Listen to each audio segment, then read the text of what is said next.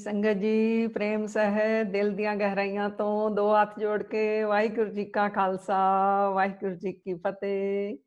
ਜੀ ਆਇਆਂ ਨੂੰ ਜੀ ਆਇਆਂ ਨੂੰ ਜੀ ਆਇਆਂ ਨੂੰ। ਕੋਟਾਨ ਕੋਟਾਨ ਸ਼ੁਕਰਾਨਾ ਅਕਾਲ ਪੁਰਖ ਪਾਰ ਬ੍ਰਹਮ ਪਰਮਾਤਮਾ ਦਾ। ਜੁਗ ਜੁਗ ਅਟਲ ਸਾਹਿਬ ਧੰਨ ਧੰਨ ਸ੍ਰੀ ਗੁਰੂ ਗ੍ਰੰਥ ਸਾਹਿਬ ਜੀ ਮਹਾਰਾਜ ਜੀ ਦਾ, ਆਪ ਸਾਰੀਆਂ ਸੰਗਤਾਂ ਦਾ, ਸਾਰੇ ਸਿਸਟਮ ਦਾ, ਸਮੇਂ ਦਾ, ਪੂਰੀ એનર્ਜੀ ਕਹ ਲੋ, ਜੋ ਕਹ ਲੋ, ਇੱਕ ਕਿਣਕੇ ਕਿਣਕੇ ਦਾ ਸਭ ਦਾ ਸ਼ੁਕਰਾਨਾ।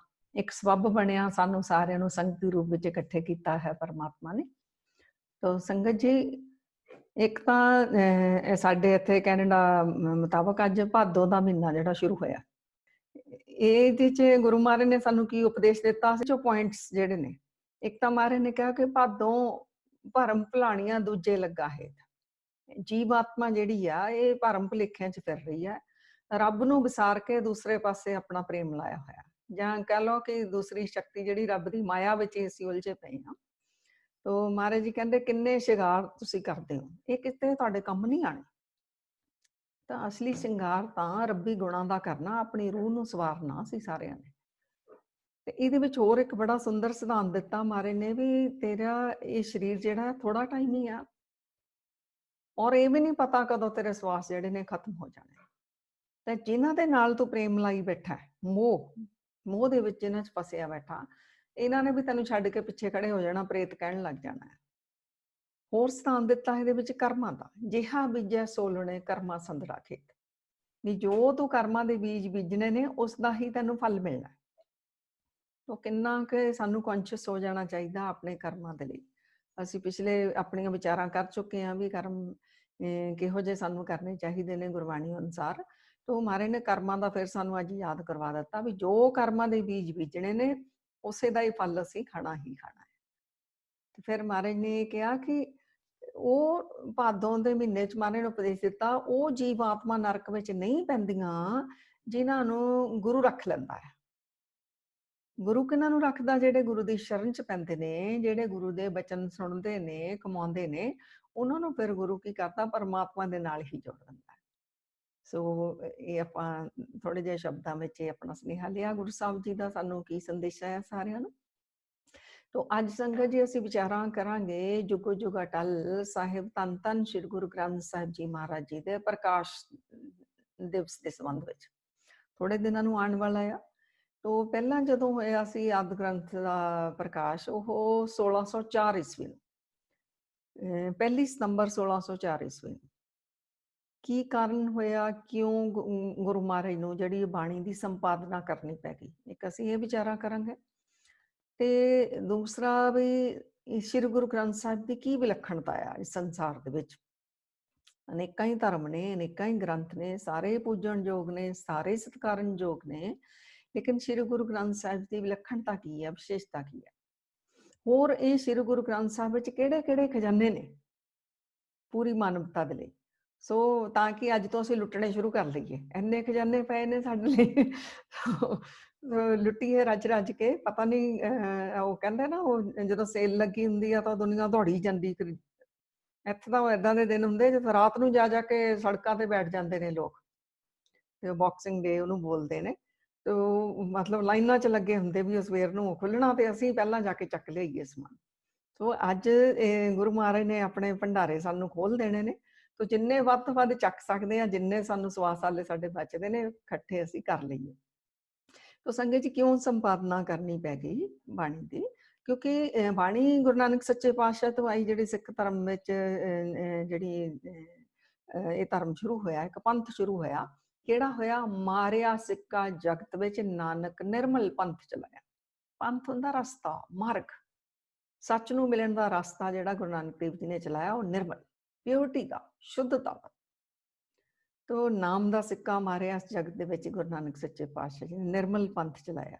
ਤੋ ਨਿਰਮਲ ਪੰਥ ਗੁਰੂ ਨਾਨਕ ਸੱਚੇ ਪਾਤਸ਼ਾਹ ਦੀ ਜਿਹੜੀ ਬਾਣੀ ਰਚੀ ਹੋਈ ਸੀ, ਨਾਲ ਬਾਬਾ ਫਰੀਦ ਜੀ ਦੀ ਜਿਹੜੀ ਗੁਰੂ ਮਹਾਰਾਜ ਜੀ ਲੈ ਕੇ ਆਏ ਸੀਗੇ, ਉਹ ਗੁਰੂ ਮਹਾਰਾਜ ਨੇ ਪੋਥੀ ਦੇ ਰੂਪ ਵਿੱਚ ਗੁਰੂ ਅੰਗਦ ਦੇਵ ਜੀ ਨੂੰ ਸੌਂਪੀ। ਤੋ ਇਵੇਂ ਹੀ ਧੰਨ ਗੁਰੂ ਅੰਗਦ ਦੇਵ ਜੀ ਸਤਿਗੁਰ ਨੇ ਆਪਣੀ ਬਾਣੀ ਜਿਹੜੀ ਹੈ ਉਹ ਗੁਰੂ ਨਾਨਕ ਸੱਚੇ ਪਾਤਸ਼ਾਹ ਦੀ ਬਾਣੀ ਨਾਮ ਧੰਨ ਸ੍ਰੀ ਗੁਰੂ ਅਮਰਦਾਸ ਜੀ ਮਹਾਰਾਜ ਨੂੰ ਸੌਂਪੀ। ਉਹਨਾਂ ਨੇ ਅੱਗੋਂ ਚੌਥੇ ਪਾਤਸ਼ਾਹੀ ਧੰਨ ਧੰਨ ਸ੍ਰੀ ਗੁਰੂ ਰਾਮਦਾਸ ਜੀ ਮਹਾਰਾਜ ਜੀ ਨੂੰ, ਫਿਰ ਇਵੇਂ ਅੱਗੋਂ ਪੰਚਮ ਪਾਤਸ਼ਾਹ ਧੰਨ ਧੰਨ ਸ੍ਰੀ ਗੁਰੂ ਅਰਜਨ ਦੇਵ ਜੀ ਨੂੰ ਸੌਂਪੀ ਗਈ। ਲੇਕਿਨ ਬਾਣੀ ਅਲੱਗ-ਅਲੱਗ ਪੋਥੀਆਂ ਦੇ ਵਿੱਚ ਸੀ। ਗੁਰੂ ਅੰਗਦ ਦੇਵ ਜੀ ਦੇ ਅਲੱਗ ਸੀ, ਗੁਰੂ ਅਮਰਦਾਸ ਜੀ ਦੇ ਅਲੱਗ, ਚੌਥੇ ਪਾਤਸ਼ਾਹ ਦੇ ਅਲੱਗ, ਗੁਰੂ ਨਾਨਕ ਸੱਚੇ ਪਾਤਸ਼ਾਹ ਦੇ ਅਲੱਗ, ਬਾਬਾ ਫਰੀਦ ਜੀ ਦੇ ਅਲੱਗ, ਤੇ ਪੰਚਮ ਪਾਤਸ਼ਾਹ ਦੀ ਆਪਣੀ ਰਚੀ ਹੋਈ ਬਾਣੀ ਵੀ ਅਲੱਗ ਪੋਥੀ ਦੇ ਵਿੱਚ। ਸੋ ਕਿਉਂ ਗੁਰੂ ਅਰਜਨ ਦੇਵ ਜੀ ਮਹਾਰਾਜ ਨੇ ਸੰਪਾਦਨਾ ਕਰ ਦਿੱਤੀ, ਇਹਦੇ ਵਿੱਚ ਪੰਜਵੇਂ ਪਾਤਸ਼ਾਹ ਦੀ ਬਾਣੀ ਜਿਹੜੀ ਦਰਜ ਕਰ ਦਿੱਤੀ ਗਈ, ਨਾਲ ਭਗਤਾਂ ਦੀ, ਭੱਟਾਂ ਦੀ, ਗੁਰਸਿੱਖਾਂ ਦੀ ਬਾਣੀ ਵੀ ਵਿੱਚ ਦਰਜ ਕੀਤੀ ਗਈ। ਇਹਦੇ 'ਚ ਇੱਕ ਤਾਂ ਕਾਰਨ ਇਹ ਸੀ ਕਿ ਉਸ ਵਕਤ ਤੱਕ ਗੁਰੂ ਨਾਨਕ ਸੱਚੇ ਪਾਤਸ਼ਾਹ ਦੀ ਸਿੱਖੀ ਇੰਨੀ ਕੁ ਜ਼ਿਆਦਾ ਫੈਲ ਚੁੱਕੀ ਸੀ, ਸਿੱਖ ਬਹੁਤ ਜਗ੍ਹਾ ਸੀਗੇ, ਔਰ ਸਰੀਰ ਰੂਪ ਵਿੱਚ ਤਾਂ ਗੁਰੂ ਇੱਕ ਸਰੀਰ ਹੁੰਦਾ ਨਾ, ਤੇ ਉਦੋਂ ਸਰੀਰ ਰੂਪ ਵਿੱਚ ਸਨ। ਮਹਾਰਾਜ ਦਸਾਂ ਜਾਮਿਆਂ ਵਿੱਚ ਵਿਚਰੇ ਨੇ ਸੰਸਾਰ ਦੇ ਵਿੱਚ। ਉਹ ਜਿੱਥੇ-ਜਿੱਥੇ ਵੀ ਸੰਗਤ ਦੂਰ ਦਰੇਡੇ ਬੈਠੀ ਹੈ, ਉਹ ਇੱਕੋ ਵਕਤ ਸਾਰੀ ਸੰਗਤ ਗੁਰੂ ਦੇ ਦਰਸ਼ਨ ਨਹੀਂ ਕਰ ਸਕਦੀ। ਸੋ ਗੁਰੂ ਦੇ ਹਿਰਦੇ ਵਿੱਚੋਂ ਨਿਕਲੀ ਜਿਹੜੀ ਬਾਣੀ ਆ, ਉਹ ਗੁਰੂ ਦਾ ਹੀ ਰੂਪ ਬਾਣੀ ਹੈ। ਤੋ ਨਿਰੰਕਾਰੀ ਬਾਣੀ ਹੈ ਕਿ ਸਾਰੀਆਂ ਸੰਗਤਾਂ ਜਿੱਥੇ ਮਰਜ਼ੀ ਬੈਠੀਆਂ ਹੋਣ, ਉਹ ਭਾਵੇਂ ਕਰੋੜਾਂ ਹੀ ਸੰਗਤਾਂ ਹੋਣ, ਇੱਕੋ ਟਾਈਮ ਸੰਗਤਾਂ ਆਪਣੇ ਗੁਰੂ ਕੇ ਦਰਸ਼ਨ ਕਰ ਪਾਉਣ ਬਾਣੀ ਰੂਪ ਦੇ ਵਿੱਚ। ਇੱਕ ਇਹ ਵੱਡਾ ਕਾਰਨ ਸੀ, ਗੁਰੂ ਮਹਾਰਾਜ ਨੇ ਬਾਣੀ ਦੀ ਇਕੱਤਰਤਾ ਕੀਤੀ, ਸੰਪਾਦਨਾ ਕੀਤੀ। ਦੂਸਰਾ ਕਾਰਨ ਸੀ ਕਿ ਸੱਚੀ ਗੁਰੂ ਦੀ ਜਿਹੜੀ ਬਾਣੀ ਆ ਨਾ, ਸੱਚੀ ਬਾਣੀ ਦੇ ਲੜ ਲੱਗਣ ਸੰਗਤਾਂ, ਕਿਤੇ ਕੱਚੀ ਬਾਣੀ ਦੇ ਨਾਲ ਨਾ ਜੁੜ ਜਾਣ, ਕਿਉਂਕਿ ਜਿਹੜੀ ਕੱਚੀ ਬਾਣੀ ਆ ਇਹਨੇ ਕਲਿਆਣ ਨਹੀਂ ਕਰਨਾ, ਸੱਚੀ ਬਾਣੀ ਨੇ ਹੀ ਸੱਚ ਦੇ ਨਾਲ ਜੋੜਨਾ। ਸੱਚੀ ਬਾਣੀ ਸਿਰਫ ਗੁਰੂ ਕੋਲ ਹੀ ਅਥਾਰਟੀ ਹੈ, ਜਿਹਦੇ ਵਿੱਚ ਗੁਰੂ ਨਾਨਕ ਦੀ ਜੋਤ ਪ੍ਰਵੇਸ਼ ਕੀਤੀ ਜਿਸ ਜਾਮੇ ਵਿੱਚ, ਉਹ ਗੁਰੂਆਂ ਦੀ ਬਾਣੀ ਜਿਹੜੀ ਸੱਚੀ ਹੈ। ਬਾਕੀਆਂ ਦੀ ਅੱਛੀ ਬਾਣੀ ਹੋ ਸਕਦੀ, ਪਰ ਉਹ ਸੱਚੀ ਨਹੀਂ, ਕੱਚੀ ਹੈ। ਤੋ ਧੰਨ ਗੁਰੂ ਅਮਰਦਾਸ ਜੀ ਮਹਾਰਾਜ ਦੇ ਵੇਲੇ ਇੱਕ ਵਾਰ ਸੰਗਤਾਂ ਨੇ ਕੀਰਤਨ ਕੀਤਾ, ਉਹਦੇ ਵਿੱਚ ਮਹਾਰਾਜ ਨੇ ਕੀ ਦੇਖਿਆ ਕਿ ਜਿਹੜਾ ਬਾਬਾ ਪ੍ਰਿਥਵੀ ਚੰਦ ਦਾ ਪੁੱਤਰਵਾਰ ਮਿਹਰਬਾਨ, ਉਹਨੇ ਆਪਣੀਆਂ ਕਵਿਤਾਵਾਂ ਰਚੀਆਂ ਹੋਈਆਂ ਸਨ, ਤੇ ਉਹ ਜਿਵੇਂ ਗੁਰੂ ਮਹਾਰਾਜ ਦੀ ਬਾਣੀ ਦੇ ਵਿੱਚ ਆਪਣਾ ਨਾਨਕ ਪਦ ਵਰਤਦੇ ਨੇ, ਮਿਹਰਬਾਨ ਨੇ ਵੀ ਆਪਣੀ ਰਚਨਾ ਦੇ ਵਿੱਚ ਨਾਨਕ ਪਦ ਵਰਤਿਆ। ਹੁਣ ਸਿੱਖਾਂ ਨੂੰ ਨਹੀਂ ਸੀ ਪਤਾ, ਉਹਨਾਂ ਨੇ ਉਹ ਗਾਇਨ ਕੀਤੀ, ਕਿਉਂਕਿ ਨਾਨਕ ਪਦ ਲਿਖਿਆ ਹੋਇਆ ਸੀ, ਉਹ ਸਮਝੇ ਵੀ ਸ਼ਾਇਦ ਗੁਰੂ ਨਾਨਕ ਦੀ ਬਾਣੀ ਆ, ਸਤਿਗੁਰਾਂ ਦੀ ਬਾਣੀ ਆ। ਤੋ ਉੱਥੇ ਗੁਰੂ ਮਹਾਰਾਜ ਨੇ ਦੇਖਿਆ ਵੀ ਇਹ ਤਾਂ ਆਉਣ ਵਾਲੇ ਸਮੇਂ ਵਿੱਚ ਸੰਗਤਾਂ ਨੂੰ ਭਰਮ ਭੁਲੇਖੇ ਪੈ ਜਾਣਗੇ, ਕਿਉਂਕਿ ਨਾਨਕ ਪਦ ਵਰਤਿਆ ਜਾ ਰਿਹਾ, ਲੇਕਿਨ ਹੈ ਇਹ ਕੱਚੀ ਬਾਣੀ, ਕਿਉਂਕਿ ਗੁਰੂ ਜੋਤ ਵਿੱਚ ਨਹੀਂ ਹੈ। ਤੋ ਆਉਣ ਵਾਲੇ ਸਮੇਂ ਵਿੱਚ ਸਿੱਖਾਂ ਨੂੰ ਬੜੇ ਵੱਡੇ ਭੁਲੇਖੇ ਲੱਗ ਜਾਣੇ ਨੇ, ਹੁਣੇ ਹੀ ਲੱਗ ਰਹੇ ਨੇ। ਇਸ ਕਾਰਨ ਮਹਾਰਾਜ ਨੇ ਫਿਰ ਬਾਬਾ ਬੁੱਢਾ ਜੀ ਨੂੰ ਬੁਲਾਇਆ, ਭਾਈ ਗੁਰਦਾਸ ਜੀ ਨੂੰ ਬੁਲਾਇਆ, ਔਰ ਮਹਾਰਾਜ ਨੇ ਕਿਹਾ ਵੀ ਜਿਹੜੇ ਮੀਣੇ ਨੇ ਸੱਚੀ ਬਾਣੀ ਵਿੱਚ ਰੜਾ ਕਰਦੇ ਪਏ ਨੇ, ਤੋ ਅਸੀਂ ਸੱਚੀ ਬਾਣੀ ਨੂੰ ਇਕੱਤਰਿਤ ਕਰੀਏ, ਕੱਚੀ ਬਾਣੀ ਅਸੀਂ ਅਲੱਗ ਕਰ ਦਈਏ। ਤੋ ਇਹ ਬਹੁਤ ਵੱਡਾ ਮਹਾਰਾਜ ਨੇ ਸਾਡੇ ਉੱਤੇ ਪਰਉਪਕਾਰ ਕੀਤਾ, ਕਿਉਂਕਿ ਮਹਾਰਾਜ ਕਹਿੰਦੇ ਆਵੋ ਸਿੱਖ ਸਤਿਗੁਰ ਕੇ ਪਿਆਰਿਓ, ਗਾਵੋ ਸੱਚੀ ਬਾਣੀ। ਬਾਣੀ ਤਾਂ ਗਾਵੋ ਗੁਰੂ ਕੇਰੀ, ਬਾਣੀਆਂ ਸਿਰ ਬਾਣੀ, ਜਿਹੜੀ ਗੁਰੂ ਨੇ ਸਾਡੇ ਤੇ ਕਿਰਪਾ ਕਰਕੇ ਦਿੱਤੀ, ਉਹ ਬਾਣੀ ਅਸੀਂ ਗਾਈਏ, ਸੱਚੀ ਬਾਣੀ। ਸਤਿਗੁਰ ਬਿਨਾਂ ਹੋਰ ਕੱਚੀ ਹੈ ਬਾਣੀ। ਜਿਹੜੀ ਸੱਚੇ ਗੁਰੂ ਤੋਂ ਬਿਨਾਂ ਜਿਸ ਨੇ ਰਚੀ ਹੈ, ਉਹ ਸੱਚੀ ਬਾਣੀ ਨਹੀਂ, ਉਹ ਕੱਚੀ ਹੈ। ਉਹ ਕਹਿੰਦੇ ਕੱਚੇ, ਸੁਣਦੇ ਕੱਚੇ, ਕੱਚੇ ਆਖ ਬਖਾਣੇ। ਸੋ ਸੱਚੀ ਬਾਣੀ ਫਿਰ ਮਹਾਰਾਜ ਨੇ ਇਕੱਤਰਿਤ ਕਰਨ ਦੇ ਲਈ ਬਾਬਾ ਬੁੱਢਾ ਜੀ ਦੀ ਸੇਵਾ ਲਗਾ ਦਿੱਤੀ ਕਿ ਤੁਸੀਂ, ਜਿੱਥੇ ਅਸੀਂ ਹਰਿਮੰਦਰ ਸਾਹਿਬ ਵਿੱਚ ਬੈਠ ਕੇ ਗੁਰੂ ਅਰਜਨ ਦੇਵ ਜੀ ਮਹਾਰਾਜ ਜੀ ਉਪਦੇਸ਼ ਦਿੰਦੇ ਸਨ, ਕਿ ਬਾਬਾ ਬੁੱਢਾ ਜੀ ਸੰਗਤਾਂ ਨੇ ਤਾਂ ਆਉਣਾ ਆ, ਤੁਸੀਂ ਉੱਥੇ ਸੰਗਤਾਂ ਨੂੰ ਬੈਠ ਕੇ ਗੁਰਮਤਿ ਦੇ ਨਾਲ ਜੋੜਿਓ। ਔਰ ਭਾਈ ਗੁਰਦਾਸ ਜੀ ਦੀ ਸੇਵਾ ਲਗਾਈ ਕਿ ਅਸੀਂ ਬਾਣੀ ਜਿਹੜੀ ਹੈ ਤੁਹਾਨੂੰ ਲਿਖਵਾਵਾਂਗੇ ਔਰ ਤੁਸੀਂ ਲਿਖਣੀ ਆ। ਭਾਈ ਬੰਨੋ ਜੀ ਬੜੇ ਪਿਆਰੇ ਸਿੱਖ, ਉਹਨਾਂ ਦੀ ਸੇਵਾ ਲਗਾਈ ਕਿ ਤੁਸੀਂ ਜਿਹੜਾ ਹੈ ਸਾਰੀ ਹੋਰ ਸੇਵਾ ਕਰਨੀ, ਕਲਮ, ਸ਼ਾਹੀ, ਕਾਗਜ਼ ਤਿਆਰ ਕਰਨਾ, ਇਹ ਸਾਰੀ ਸੇਵਾ ਭਾਈ ਬੰਨੋ ਜੀ ਦੀ ਸੀ। ਤੋ ਇਵੇਂ ਫਿਰ ਇਹ ਬਾਣੀ ਜਿਹੜੀ ਹੈ ਗੁਰੂ ਮਹਾਰਾਜ ਨੇ ਲਿਖਣੀ ਸ਼ੁਰੂ ਕਰਤੀ, ਭਾਈ ਗੁਰਦਾਸ ਜੀ ਤੋਂ ਲਿਖਵਾਣੀ ਸ਼ੁਰੂ ਕਰ ਦਿੱਤੀ। ਸਾਰੇ ਪਾਸੇ ਇਹ ਖਬਰਾਂ ਜਿਹੜੀਆਂ ਫੈਲ ਗਈਆਂ, ਸਿੱਖ ਸੰਗਤਾਂ ਬੜੀਆਂ ਖੁਸ਼ ਨੇ ਕਿ ਸਾਨੂੰ ਇਕੱਤਰਤ ਬਾਣੀ ਮਿਲ ਜਾਊਗੀ ਸਾਰਿਆਂ ਨੂੰ। ਇਹ ਕਰਦਿਆਂ ਹੋਰ ਵੀ ਜਿਹੜੇ ਹਿੰਦੁਸਤਾਨ ਦੀ ਧਰਤੀ ਦੇ ਉੱਤੇ ਪਰਮਾਤਮਾ ਦੀ ਭਗਤੀ ਵਿੱਚ ਲੱਗੇ ਹੋਏ ਸਨ, ਉਹਨਾਂ ਤੱਕ ਵੀ ਇਹ ਖਬਰਾਂ ਪਹੁੰਚੀਆਂ ਕਿ ਗੁਰੂ ਅਰਜਨ ਦੇਵ ਜੀ ਮਹਾਰਾਜ ਜੀ ਇਹੋ ਜਿਹਾ ਇੱਕ ਆਦਿ ਗ੍ਰੰਥ ਦੀ ਸੰਪਾਦਨਾ ਕਰ ਰਹੇ ਨੇ, ਜਿਹਦੇ ਵਿੱਚ ਪੰਜਾਂ ਗੁਰੂ ਸਾਹਿਬਾਨ ਤੋਂ ਇਲਾਵਾ ਭਗਤਾਂ ਦੀ ਬਾਣੀ ਵੀ ਦਰਜ ਕੀਤੀ ਜਾ ਰਹੀ, ਭੱਟਾਂ ਦੀ, ਗੁਰਸਿੱਖਾਂ ਦੀ ਬਾਣੀ ਵੀ ਦਰਜ ਕੀਤੀ ਜਾ ਰਹੀ ਹੈ। ਸੋ ਉਹ ਵੀ ਆਪਣੀ ਬਾਣੀ ਲੈ ਕੇ ਆਏ। ਉਹ ਜਿਹੜੇ ਭਗਤ ਹੋਏ ਨੇ, ਉਹਨਾਂ ਦਾ ਮਤਲਬ ਉਹ ਹੋ ਗਏ ਨੇ ਪੀਲੂ ਜੀ, ਛੱਜੂ ਜੀ, ਹੁਸੈਨ ਜੀ, ਕਾन्हा ਜੀ, ਲੇਕਿਨ ਹਾਲੇ ਪੂਰਨਤਾ ਦੇ ਉੱਤੇ ਨਹੀਂ ਪਹੁੰਚੇ, ਆਪਣੇ ਵੱਲੋਂ ਭਗਤੀ ਵਿੱਚ ਹੀ ਲੱਗੇ ਹੋਏ ਨੇ। ਤੋ ਗੁਰੂ ਅਰਜਨ ਦੇਵ ਜੀ ਨੇ ਬਾਣੀ ਉਹਨਾਂ ਦੀ ਹੀ ਦਰਜ ਕੀਤੀ ਜਿਹੜੇ ਸੱਚ ਵਿੱਚ ਭੇਦ ਹੋ ਗਿਆ, ਪਰਮਾਤਮਾ ਨਾਲ ਸਮਾ ਗਏ। ਸੋ ਇਹਨਾਂ ਨੇ ਕਿਹਾ ਸਾਡੀ ਵੀ ਬਾਣੀ ਮਹਾਰਾਜ ਜੀ ਦਰਜ ਕਰੋ। ਮਹਾਰਾਜ ਨੇ ਕਿਹਾ ਪਹਿਲਾਂ ਤੁਸੀਂ ਸੁਣਾਓ, ਅਗਰ ਤੁਹਾਡੀ ਬਾਣੀ ਗੁਰੂ ਨਾਨਕ ਦੇ ਆਸ਼ੇ ਅਨੁਸਾਰ ਹੋਈ ਅਸੀਂ ਜ਼ਰੂਰ ਦਰਜ ਕਰਾਂਗੇ, ਸੋ ਇਹਨਾਂ ਨੇ ਆਪਣੀਆਂ ਰਚਨਾਵਾਂ ਸੁਣਾਈਆਂ। ਜਿਹੜੇ ਕਾन्हा ਜੀ ਸੀ, ਇਹਨਾਂ ਨੇ ਸੁਣਾਈ। ਇਹਨਾਂ ਨੇ ਕਿਹਾ ਉਹੀ ਰੇ ਮੈਂ ਉਹੀ ਰੇ, ਉਹੀ ਰੇ ਮੈਂ ਉਹੀ ਰੇ, ਜਾਕੋ ਵੇਦ ਪੁਰਾਣ ਜਸ ਗਾਵਤ ਖੋਜ ਦੇਖੋ ਮੈਂ ਉਹੀ ਰੇ। ਜਿਹਨੂੰ ਵੇਦ ਤੇ ਪੁਰਾਣ ਜਿਹੜੇ ਆ ਗਾਉਂਦੇ ਪਏ ਨੇ ਨਾ, ਮੈਂ ਉਹੀ ਆ। ਵੇਦ ਪੁਰਾਣ ਤਾਂ ਗਾਉਂਦੇ ਆ ਪਰਮਾਤਮਾ ਨੂੰ, ਪ੍ਰਭੂ ਨੂੰ ਗਾਉਂਦੇ ਨੇ, ਕਹਿੰਦੇ ਮੈਂ ਉਹੀ ਆ। ਉੱਥੇ ਗੁਰੂ ਅਰਜਨ ਦੇਵ ਜੀ ਮਹਾਰਾਜ ਨੇ ਇਨਕਾਰ ਕਰ ਦਿੱਤਾ, ਕਿਉਂਕਿ ਸਤਿਗੁਰਾਂ ਨੇ ਦੀ ਦ੍ਰਿਸ਼ਟੀ ਹੈ, ਦਿਵ ਦ੍ਰਿਸ਼ਟੀ ਆ, ਵੀ ਉਹ ਨਹੀਂ ਭੇਦ ਹੋਏ ਹੋਣਗੇ। ਉਹਨਾਂ ਦੀ ਮਹਾਰਾਜ ਨੇ ਕਿਹਾ ਤੁਹਾਡੀ ਨਹੀਂ ਦਰਜ ਕਰਨੀ, ਕਿਉਂਕਿ ਗੁਰੂ ਨਾਨਕ ਦੇ ਘਰ ਦੇ ਵਿੱਚ ਤਾਂ ਉਹੀ ਕਹਿਣ ਵਾਲਾ ਫਿਰ ਬਚਦਾ ਨਹੀਂ। ਜਿਹੜਾ ਉਹੀ ਦਾ ਰੂਪ ਹੋ ਜਾਂਦਾ ਨਾ, ਉਹ ਤਾਂ ਆਪਾਂ ਕਹਿੰਦਾ ਜਬ ਹਮ ਹੋਤੇ ਤਬ ਤੂੰ ਨਹੀਂ। ਜਦੋਂ ਤੱਕ ਅਸੀਂ ਸੀ ਉਦੋਂ ਤੱਕ ਪਰਮਾਤਮਾ ਤੂੰ ਨਹੀਂ ਪ੍ਰਗਟ ਹੋਇਆ, ਅਬ ਤੂੰ ਹੀ ਹਮ ਨਹੀਂ। ਹੁਣ ਜਦੋਂ ਪਰਮਾਤਮਾ ਪ੍ਰਗਟ ਹੋ ਗਿਆ ਉਦੋਂ ਅਸੀਂ ਨਹੀਂ। ਜਬ ਹਮ ਹੋਤੇ ਤਬ ਤੂੰ ਨਹੀਂ, ਅਬ ਤੁਮ ਹੈ ਹਮ ਨਹੀਂ। ਹੁਣ ਜਦੋਂ ਤੂੰ ਪ੍ਰਗਟ ਹੋ ਗਿਆ, ਸਾਡਾ ਨਹੀਂ ਰਿਹਾ। ਹੁਣ ਤਾਂ ਮੇਰਾ ਮੁਝ में किछ नहीं, जो कुछ है सो तेरा, तेरा तुझको सौंपते क्या मैं क्या लगे मेरा। तो तू करता तू हुआ, मुझ में रहा ना हो, जब आपा परका मिट गया, जब देखो तब तू। ਹੁਣ ਜਿੱਥੇ ਤੂੰ ਰਹਿ ਗਿਆ ਉੱਥੇ ਮੈਂ ਕਹਿਣ ਵਾਲਾ ਨਹੀਂ ਰਿਹਾ ਕਿ ਉਹ ਮੈਂ ਉਹੀ ਹਾਂ। ਸੋ ਮਹਾਰਾਜ ਨੇ ਇਹਨਾਂ ਦੀ ਬਾਣੀ ਕਿਹਾ ਤੁਹਾਡੀ ਦਰਜ ਨਹੀਂ ਹੋਣੀ। ਦੂਸਰੇ ਆਏ ਪੀਲੂ ਜੀ, ਉਹਨਾਂ ਨੂੰ ਕਿਹਾ ਤੁਸੀਂ ਵੀ ਸੁਣਾਓ ਆਪਣੀ ਰਚਨਾ। ਇਹਨਾਂ ਨੇ ਸੁਣਾਈ। ਇਹ ਕਹਿੰਦੇ ਆਸਾਂ ਨਾਲੋਂ ਚੰਗਿਆਂ ਜਿਹੜੇ ਜੰਮਦੇ ਹੀ ਮਰ ਗਏ। ਕਹਿੰਦੇ ਉਹ ਤਾਂ ਸਾਡੇ ਨਾਲੋਂ ਜ਼ਿਆਦਾ ਚੰਗੇ ਨੇ, ਜਿਹੜੇ ਮਤਲਬ ਜਨਮ ਲਿਆ ਪਰ ਨਾਲ ਲੱਗਦਾ ਹੀ ਮਰ ਗਏ। ਸੰਸਾਰ ਰੂਪੀ ਚੱਕੜ ਇੱਥੇ ਦੁੱਖਾਂ ਵਿੱਚੋਂ ਨਹੀਂ ਫਸੇ। ਗੁਰੂ ਅਰਜਨ ਦੇਵ ਜੀ ਮਹਾਰਾਜ ਨੇ ਕਿਹਾ ਇਹ ਤਾਂ ਨਿਰਾਸ਼ਾਵਾਦੀ ਬਾਣੀ ਹੈ, ਇਹ ਤਾਂ ਨੈਗੇਟਿਵਿਟੀ ਵੱਲ ਲੈ ਜਾਊਗੀ, ਢੰਦੀਆਂ ਗੱਲਾਂ ਵਿੱਚ ਲੈ ਜਾਊਗੀ। ਸੋ ਮਹਾਰਾਜ ਨੇ ਕਿਹਾ ਇਹ ਦੇਹ ਤਾਂ ਬੜੇ ਭਾਗਾਂ ਨਾਲ ਮਿਲੀ ਆ, ਦੁਰਲਭ ਦੇਹ ਪਾਈ ਵੱਡ ਭਾਗੀ। ਭਈ ਪ੍ਰਾਪਤ ਮਾਨੁਖ ਤੇ ਹੁਰੀਆ, ਗੋਬਿੰਦ ਮਿਲਣ ਕੀ ਇਹ ਤੇਰੀ ਬਰੀਆ। ਇਹ ਦੇਹ ਤਾਂ ਇੱਕ ਚਾਂਸ ਮਿਲਿਆ ਗੋਬਿੰਦ ਨੂੰ ਮਿਲਣ ਜੀ ਦਾ, ਇਹ ਤਾਂ ਵੱਡੇ ਪੁੰਨਾਂ ਦੇ ਨਾਲ ਹੀ ਮਿਲਦੀ ਆ ਦੇਹੀ। ਮਹਾਰਾਜ ਨੇ ਕਿਹਾ ਨਿਰਾਸ਼ਾਵਾਦੀ ਜਿਹੜੀ ਬਾਣੀ ਆ ਇਹ ਵੀ ਅਸੀਂ ਦਰਜ ਨਹੀਂ ਕਰਨੀ। ਸੋ ਅਗਲੇ ਭਗਤ ਆ ਗਏ ਛੱਜੂ ਜੀ। ਉਹਨਾਂ ਨੂੰ ਕਿਹਾ ਤੁਸੀਂ ਵੀ ਆਪਣੀ ਸੁਣਾਓ। ਉਹਨਾਂ ਨੇ ਕਿਹਾ ਕਾਗਜ਼ ਸੰਧੀ ਪੁੱਤਰੀ ਤੋਂ ਨਾ ਤ੍ਰਿਆ ਨਿਹਾਰ।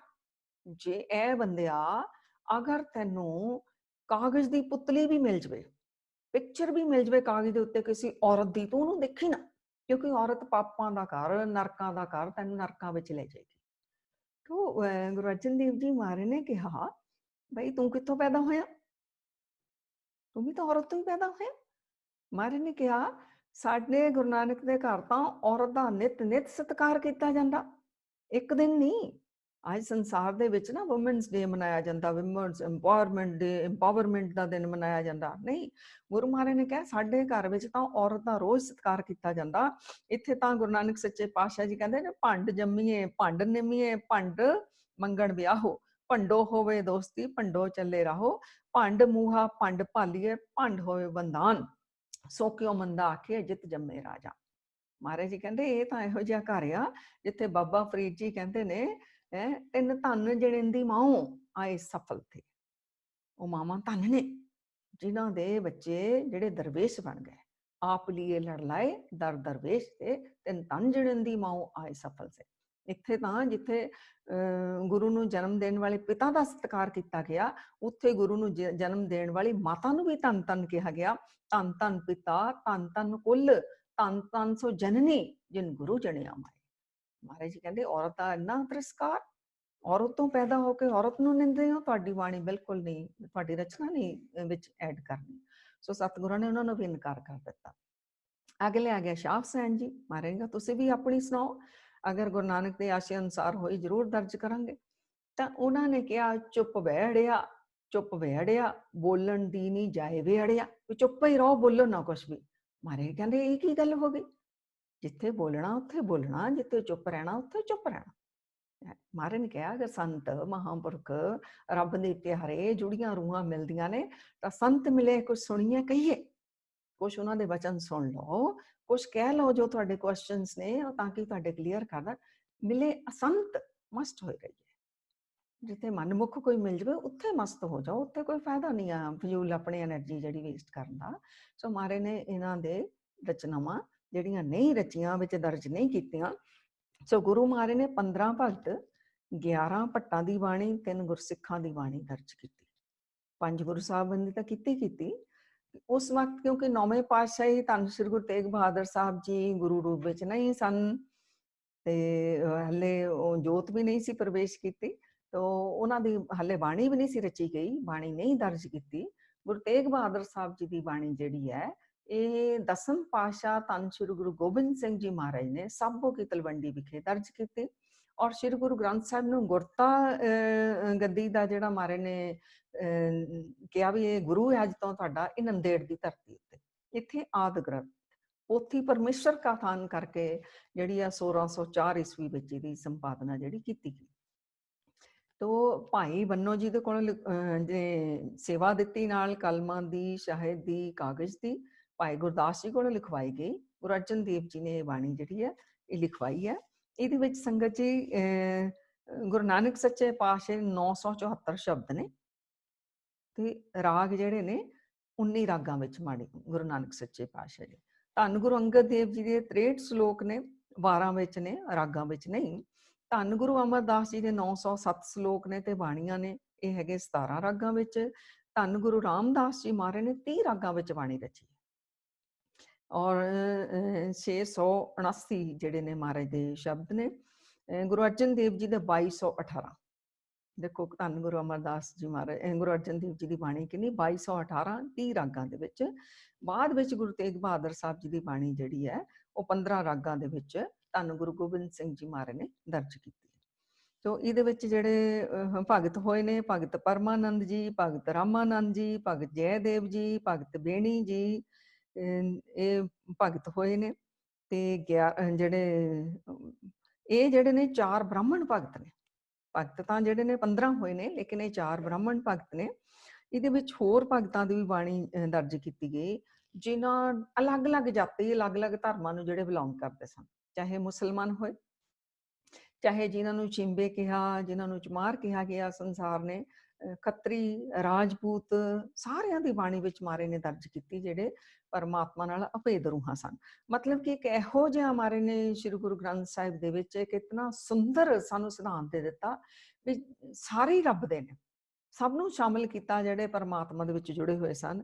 ਇਹਦੇ ਵਿੱਚ ਆ ਗਏ ਸ਼ਿੰਬੇ ਵੀ, ਵੈਸ਼ ਵੀ, ਕਸਾਈ ਵੀ, ਨਾਈ ਵੀ, ਜੁਲਾਹੇ, ਜੱਟ, ਖੱਤਰੀ, ਰਾਜਪੂਤ, ਕਿਸੇ ਨੂੰ ਸਭ ਨੂੰ ਮਹਾਰਾਜ ਨੇ ਵਿੱਚ ਆਪਣੇ ਸ਼ਾਮਿਲ ਕੀਤਾ। ਤੋ ਰਲ ਮਿਲ ਕੇ ਸੋ ਕਿੰਨੇ ਆਪਾਂ ਕਹਿੰਦੇ ਨੇ 35 ਮਹਾਂਪੁਰਖਾਂ ਦੀ ਬਾਣੀ ਦਰਜ ਆ, ਜਿਹੜੇ ਸਾਨੂੰ ਅਸੀਸਾਂ ਦਿੰਦੇ ਨੇ, ਪਰਮਾਤਮਾ ਦੇ ਨਾਲ ਜੁੜਨ ਦੀਆਂ ਸਾਨੂੰ ਜੁਗਤਾਂ ਦੱਸਦੇ ਨੇ, ਇਹ ਮਾਇਆ ਤੋਂ ਬਚਣ ਦੀਆਂ, ਵਿਕਾਰਾਂ ਤੋਂ, ਮੈਲਾਂ ਤੋਂ ਪਾਰ ਹੋਣ ਦੀਆਂ। ਸੋ ਭੱਟਾਂ ਦੇ ਹੁਣ ਨਾਮ ਆਪਾਂ ਸਮਾਂ ਲੱਗ ਜਾਊਗਾ, 11 ਭੱਟਾਂ ਦੇ ਨਾਮ ਨੇ। ਭਗਤਾਂ ਦੇ ਆਪਾਂ 4 ਦੇ ਬੋਲੇ ਨੇ, ਸਾਰੇ ਹੁਣ ਬੋਲ ਦਿੰਦੇ ਆ।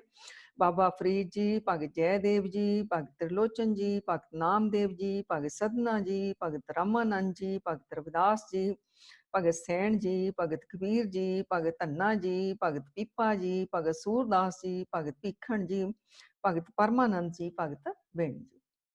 ਔਰ ਜਿਹੜੇ 11 ਦੇ 11 ਭੱਟ ਹੋਏ ਨੇ, ਇਹ ਵੀ ਬ੍ਰਾਹਮਣ ਹੋਏ ਨੇ, ਜਿਨ੍ਹਾਂ ਨੂੰ ਵੇਦਾਂ ਸ਼ਾਸਤਰਾਂ ਦਾ ਚੰਗੀ ਤਰ੍ਹਾਂ ਗਿਆਨ ਸੀਗਾ। ਉਹ ਸਤਿਗੁਰਾਂ ਦੀ ਚਰਨ ਸ਼ਰਨ ਵਿੱਚ ਆ ਕੇ ਅਕਾਲ ਪੁਰਖ ਨਾਲ ਅਭੇਦ ਹੋਏ, ਉਹਨਾਂ ਦੀ ਬਾਣੀ ਵੀ ਜਿਹੜੀ ਦਰਜ ਹੋਈ। 3 ਗੁਰਸਿੱਖ, ਬਾਬਾ ਸੱਤਾ ਜੀ, ਬਾਬਾ ਬਲਵੰਡ ਜੀ ਤੇ ਬਾਬਾ ਸੁੰਦਰ ਜੀ। ਭਾਈ ਮਰਦਾਨਾ ਜੀ ਦੀ ਬਾਣੀ ਦਰਜ ਨਹੀਂ, ਉਹਨਾਂ ਨੂੰ ਸੰਬੋਧਨ ਕਰਕੇ ਸ਼ਬਦ ਵਿੱਚ ਲਿਖਿਆ ਗਿਆ, ਸੋ ਉਹਨਾਂ ਦਾ ਨਾਮ ਵੀ ਵਿੱਚ ਜਿਹੜਾ ਉਹ ਆਉਂਦਾ ਹੈ। ਤੋ 4 ਤਰ੍ਹਾਂ ਦੇ ਮੰਗਲ ਨੇ ਸ਼੍ਰੀ ਗੁਰੂ ਗ੍ਰੰਥ ਸਾਹਿਬ ਦੇ ਵਿੱਚ। ਇੱਕ ਹੈਗਾ ਮੰਗਲ ਏਕ ਓੰਕਾਰ ਸਤਿਗੁਰ ਪ੍ਰਸਾਦ। ਇਹ 500, ਇਹ ਜਿਹੜਾ ਮੰਗਲ ਆ 529 ਵਾਰ ਆਉਂਦਾ ਸ਼੍ਰੀ ਗੁਰੂ ਗ੍ਰੰਥ ਸਾਹਿਬ ਦੇ ਵਿੱਚ, ਏਕ ਓੰਕਾਰ ਸਤਿਗੁਰ ਪ੍ਰਸਾਦ। ਇੱਕ ਮੰਗਲ ਹੈਗਾ ਏਕ ਓੰਕਾਰ ਸਤਨਾਮ ਕਰਤਾ ਪੁਰਖ ਨਿਰਭਉ ਨਿਰਵੈਰ ਅਕਾਲ ਮੂਰਤ ਅਜੂਨੀ ਸੈਭੰ ਗੁਰ ਪ੍ਰਸਾਦ। ਇਹ 33 ਵਾਰ ਆਉਂਦਾ। ਹੋਰ ਮੰਗਲ ਹੈਗਾ ਇੱਕ ਓੰਕਾਰ ਸਤਨਾਮ ਕਰਤਾ ਪੁਰਖ ਗੁਰ ਪ੍ਰਸਾਦ, ਇਹ 9 ਵਾਰ ਆਉਂਦਾ ਆ।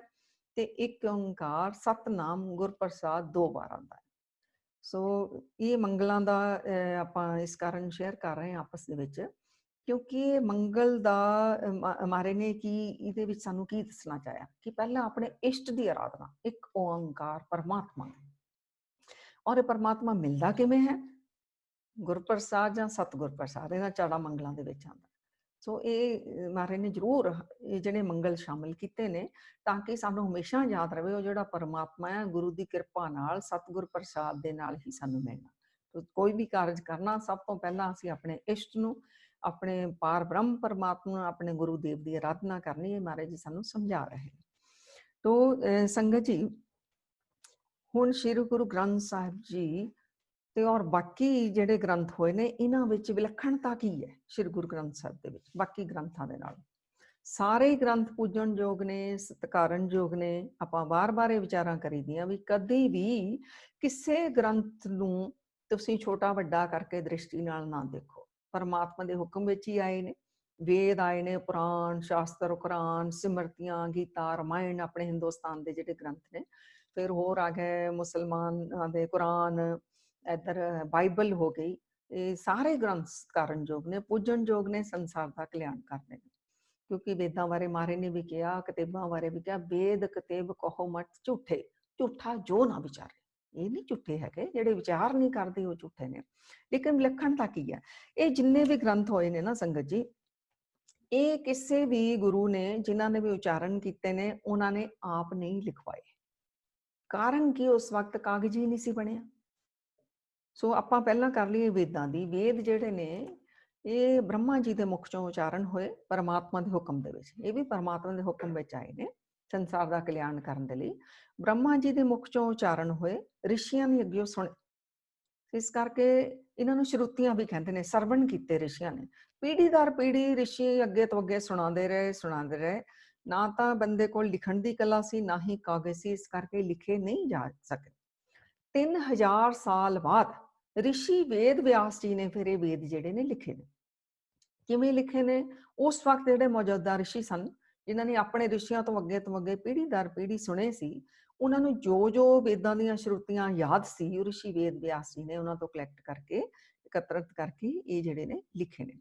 ਸੋ ਇਹ ਵੀ ਮਾਨਤਾ ਹੈ ਕਿ ਇਹ ਪੂਰਨ ਰੂਪ ਵਿੱਚ ਨਹੀਂ ਜੋ ਬ੍ਰਹਮਾ ਜੀ ਨੇ ਉਚਾਰੇ ਸਨ, ਕਿਉਂਕਿ ਉਹ ਕੁਛ ਮਿਸਿੰਗ ਨੇ, ਤੇ ਪਰ ਇਹ ਕਲਿਆਣ ਕਰਦੇ ਨੇ, ਲੇਕਿਨ ਉਦੋਂ ਨਹੀਂ ਲਿਖੇ ਗਏ।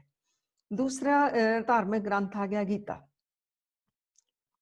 ਇਹ ਦੁਆਪਰ ਯੁੱਗ ਵਿੱਚ ਕ੍ਰਿਸ਼ਨ ਜੀ ਨੇ ਜੰਗੇ ਮੈਦਾਨ ਦੇ ਵਿੱਚ ਅਰਜੁਨ ਜੀ ਦੇ ਨਾਲ ਜਿਹੜੀ ਵਾਰਤਾ ਹੋਈ, ਉਹਦਾ ਸਾਰਾ ਇਹ ਜ਼ਿਕਰ ਹੈ।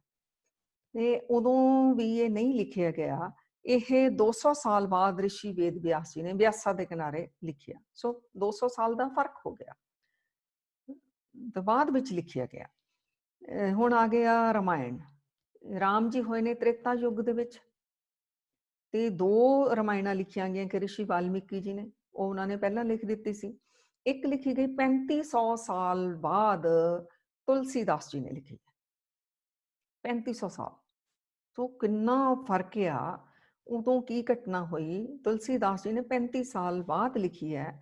ਸੋ ਇੱਕ ਤਾਂ ਇਹ ਹੈ ਕਿ ਇੱਕ ਰਿਸ਼ੀ ਵਾਲਮੀਕੀ ਜੀ ਦੀ ਰਾਮਾਇਣ ਹੈ, ਇੱਕ ਤੁਲਸੀਦਾਸ ਜੀ ਦੀ ਹੈ। ਸੋ ਦੋਨਾਂ ਦਾ ਆਪਸ ਵਿੱਚ ਬਹੁਤ ਫਰਕ ਹੈ।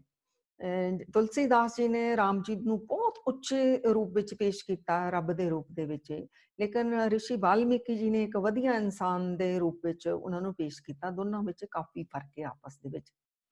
ਸੋ ਕਿੰਨੇ ਸਾਲਾਂ ਬਾਅਦ, ਜਿਹੜੀ 3500 ਸਾਲ ਬਾਅਦ ਜਹਾਂਗੀਰ ਦੇ ਸਮੇਂ ਵਿੱਚ ਤੁਲਸੀਦਾਸ ਜੀ ਨੇ ਲਿਖਿਆ। ਸੋ ਇੱਕ ਵਾਰ ਨਾ ਆਪਣੇ ਲਖਨਊ ਦੀ ਅਸੈਂਬਲੀ ਦੇ ਵਿੱਚ ਇੱਕ MLA ਨੇ ਤੁਲਸੀਦਾਸ ਜੀ ਦੀ ਰਾਮਾਇਣ ਨੂੰ ਪਾੜ ਦਿੱਤਾ ਸੀ। ਕਿਉਂ? ਉਹਦੇ ਵਿੱਚ ਉਹ ਕਹਿੰਦੇ ਵੀ ਜਿਹੜੇ ਸੰਤ ਨੇ ਆ ਮਾੜੇ ਸ਼ਬਦ ਲਿਖ ਦਿੱਤੇ ਨੇ, ਢੋਰ ਗਵਾਰ ਸ਼ੂਦਰ ਪਸ਼ੂ ਨਾਰੀ ਇਹ ਪਾਂਚੋ ਤਾੜਨ ਹਿਤਕਾਰੀ। ਜਿਹੜਾ ਅਨਪੜ੍ਹ ਆ, ਜਿਹੜਾ ਮੂਰਖ ਆ, ਜਿਹੜਾ ਨੀਵੀਂ ਜਾਤੀ ਦਾ ਆ, ਔਰ ਪਸ਼ੂ ਔਰ ਔਰਤ ਆ, ਇਹਨਾਂ ਪੰਜਾਂ ਨੂੰ ਤਾਂ ਕਹਿੰਦੇ ਤਾੜਦੇ ਹੀ ਰਹੋ, ਤਾੜਦੇ ਰਹੋ। ਉਹਨਾਂ ਨੇ ਕਿਹਾ ਵੀ ਇਸ ਬੰਦੇ ਵਿੱਚ ਰੱਬ ਦੀ ਜੋਤ ਆ। ਸ਼ੂਦਰ ਨੂੰ ਜਿਹਨੇ ਇਸ ਦ੍ਰਿਸ਼ਟੀ ਨਾਲ ਦੇਖਿਆ ਸੰਤ ਨੇ, ਇੱਕ ਔਰਤ ਨੂੰ ਇੰਨੀ ਨੀਵੀਂ ਦ੍ਰਿਸ਼ਟੀ ਨਾਲ ਪਸ਼ੂਆਂ ਦੇ ਸਮਾਨ ਲਿਆ ਕੇ ਖੜਾ ਕਰ ਦਿੱਤਾ। ਮੈਂ ਇਹੋ ਜਿਹੇ ਗ੍ਰੰਥ ਨੂੰ ਨਹੀਂ ਗਿਣਦਾ ਕਿ ਉਹ ਗ੍ਰੰਥ ਜਿਹੜਾ ਸਾਡਾ ਕਲਿਆਣ ਕਰੂਗਾ। ਚਲੋ ਉਹਨਾਂ ਦੀ ਆਪਣੀ ਆ, ਆਪਾਂ ਗੱਲ ਕਰ ਰਹੇ ਹਾਂ ਕਿ ਇਹ ਕਿੰਨੇ ਸਮੇਂ ਬਾਅਦ ਲਿਖੇ ਗਏ ਨੇ। ਹੁਣ ਅਸੀਂ ਗੱਲ ਕਰੀਏ ਬਾਈਬਲ ਦੀ। ਬਾਈਬਲ ਵੇਲੇ ਵੀ ਉਦੋਂ ਕਾਗਜ਼ ਨਹੀਂ ਸੀ ਬਣਿਆ, ਤੇ ਇਹ 500 ਸਾਲਾਂ ਬਾਅਦ ਲਿਖੀ ਗਈ। ਔਰ ਅੱਜ ਤੱਕ ਬਾਈਬਲ ਨੂੰ ਮੰਨਣ ਵਾਲੇ ਜਿਹੜੇ ਮਤਲਬ ਧਾਰਮਿਕ ਲੋਕ ਨੇ, ਇਹਨਾਂ ਦੇ ਜਿਹੜੇ ਫਿਲਾਸਫਰ, ਵਿਚਾਰਕ ਕਿੰਨੀ ਵਾਰ ਇਕੱਠੇ ਹੋ ਕੇ ਮੀਟਿੰਗਸ ਕਰਦੇ ਨੇ। 20 ਤੋਂ ਜ਼ਿਆਦਾ ਵਾਰ ਵਿੱਚ ਫੇਰ ਫਾਰ ਕਰ ਚੁੱਕੇ ਨੇ। ਨਹੀਂ ਜੀਸਸ ਨੇ ਆ ਕਿਹਾ ਹੋਣਾ, ਨਹੀਂ ਜੀਸਸ ਨੇ ਆ ਕਿਹਾ ਹੋਣਾ। ਇਹਦੇ ਵਿੱਚ ਵੀ ਬਹੁਤ ਬਦਲਾਵ ਕੀਤਾ ਗਿਆ। ਸੋ ਅਗਲਾ ਆ ਗਿਆ ਆਪਣਾ ਮੁਸਲਮਾਨਾਂ ਦਾ ਕੁਰਾਨ ਸ਼ਰੀਫ। ਇਹਦੇ ਵਿੱਚ ਇੱਕ ਮੂਸਾ ਜੀ ਵੀ ਜਿਹੜੇ ਨੇ, ਉਹਨਾਂ ਦੀ ਵੀ ਹੈਗਾ ਹੈ ਬਾਣੀ ਲਿਖੀ ਹੋਈ। ਉਦੋਂ ਵੀ ਕਾਗਜ਼ ਨਹੀਂ ਸੀ ਬਣਿਆ, ਬਾਅਦ ਵਿੱਚ ਲਿਖੀ ਗਈ। ਹਜ਼ਰਤ ਮੁਹੰਮਦ ਸਾਹਿਬ ਜੀ ਦੀ ਵੀ, ਹੋਰ ਪੀਰਾਂ ਦੀ ਵੀ ਹੈਗੀ ਹੈ।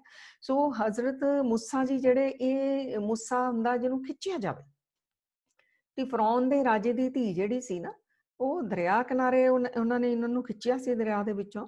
ਹੁਣ ਇਹ ਨਹੀਂ ਪਤਾ ਕੀ ਕਾਰਨ ਆ, ਤੇ ਉਹਨਾਂ ਨੇ ਪਾਲਿਆ ਸੀ ਹਜ਼ਰਤ ਮੂਸਾ ਜੀ ਨੂੰ। ਇਹ ਸ਼ਕਲ ਦੇ ਬਹੁਤ, ਮਤਲਬ ਆਪਾਂ ਕਹਿਣਾ ਨਹੀਂ ਚਾਹੀਦਾ, ਪਰ ਜੋ ਆਂਦਾ ਆਪਾਂ ਨੂੰ ਸ਼ੇਅਰ ਕਰੀਏ, ਔਰ ਇਹ ਤੋਂ ਸਾਨੂੰ ਬੜਾ ਇੱਕ ਸੁੰਦਰ ਮੈਸੇਜ ਵੀ ਮਿਲੇਗਾ। ਸ਼ਕਲ ਦੇ ਸੋਹਣੇ ਨਹੀਂ ਸੀ, ਕਰੂਪ ਲਿਖਿਆ ਇਹਨਾਂ ਬਾਰੇ।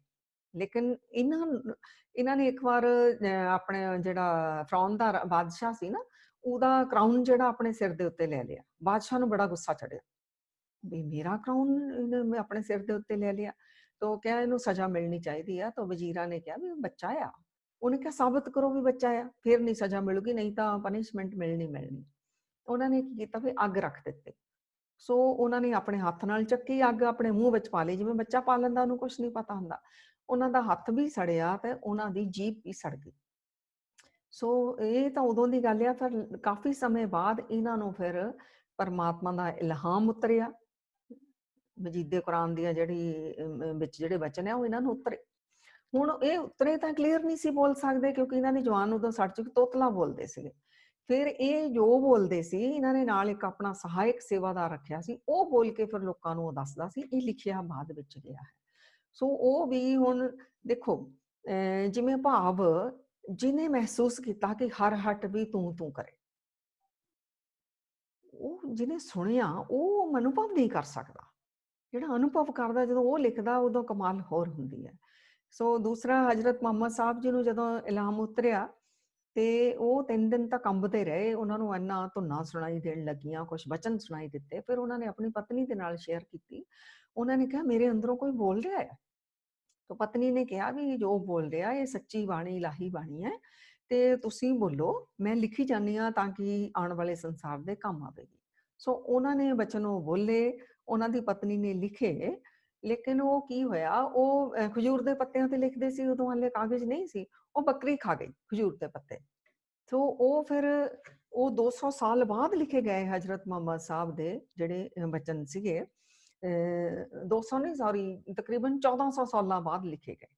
ਤੋ ਇਹ ਕੇਵਲ ਤੇ ਕੇਵਲ ਸ਼੍ਰੀ ਗੁਰੂ ਗ੍ਰੰਥ ਸਾਹਿਬ ਜੀ ਇਹ ਜਿਹੇ ਗੁਰੂ ਜੀ ਮਹਾਰਾਜ ਜੀ ਨੇ, ਜਿਹੜੇ ਕਿ ਪੰਚਮ ਪਾਤਸ਼ਾਹ ਧੰਨ ਧੰਨ ਸ਼੍ਰੀ ਗੁਰੂ ਅਰਜਨ ਦੇਵ ਜੀ ਮਹਾਰਾਜ ਨੇ ਆਪਣੇ ਸਮੇਂ ਵਿੱਚ, ਆਪਣੀ ਹਯਾਤੀ ਵਿੱਚ ਖੁਦ ਹੀ ਇਸ ਨੂੰ ਇਕੱਤਰਿਤ ਕੀਤਾ ਬਾਣੀ ਨੂੰ, ਔਰ ਇਹ ਜਿਹੜੀ ਸੰਸਾਰ ਦੇ ਹਵਾਲੇ ਬਾਣੀ ਕੀਤੀ, ਜਿਹਨੂੰ ਅਸੀਂ ਜੁਗੋ ਜੁਗ ਅਟਲ ਸਾਹਿਬ ਧੰਨ ਧੰਨ ਸ਼੍ਰੀ ਗੁਰੂ ਗ੍ਰੰਥ ਸਾਹਿਬ ਜੀ ਮਹਾਰਾਜ ਜੀ ਕਹਿੰਦੇ ਆ।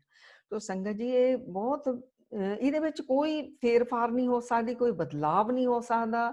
ਇਹ ਖੁਦ ਗੁਰੂ ਮਹਾਰਾਜ ਨੇ ਆਪਣੇ ਅਨੁਭਵ ਤੋਂ ਉਸੇ ਸਮੇਂ ਦੇ ਵਿੱਚ ਆਪ ਹੀ ਲਿਖਵਾ ਦਿੱਤੀ। ਤੇ ਦਸਮ ਪਾਤਸ਼ਾਹ ਨੇ ਵੀ ਗੁਰੂ ਤੇਗ ਬਹਾਦਰ ਸਾਹਿਬ ਦੀ ਬਾਣੀ ਆਪ ਹੀ ਆਪਣੇ ਸਮੇਂ ਵਿੱਚ ਲਿਖਵਾਈ, ਭਾਈ ਸਾਹਿਬ ਭਾਈ ਮਨੀ ਸਿੰਘ ਜੀ ਤੋਂ।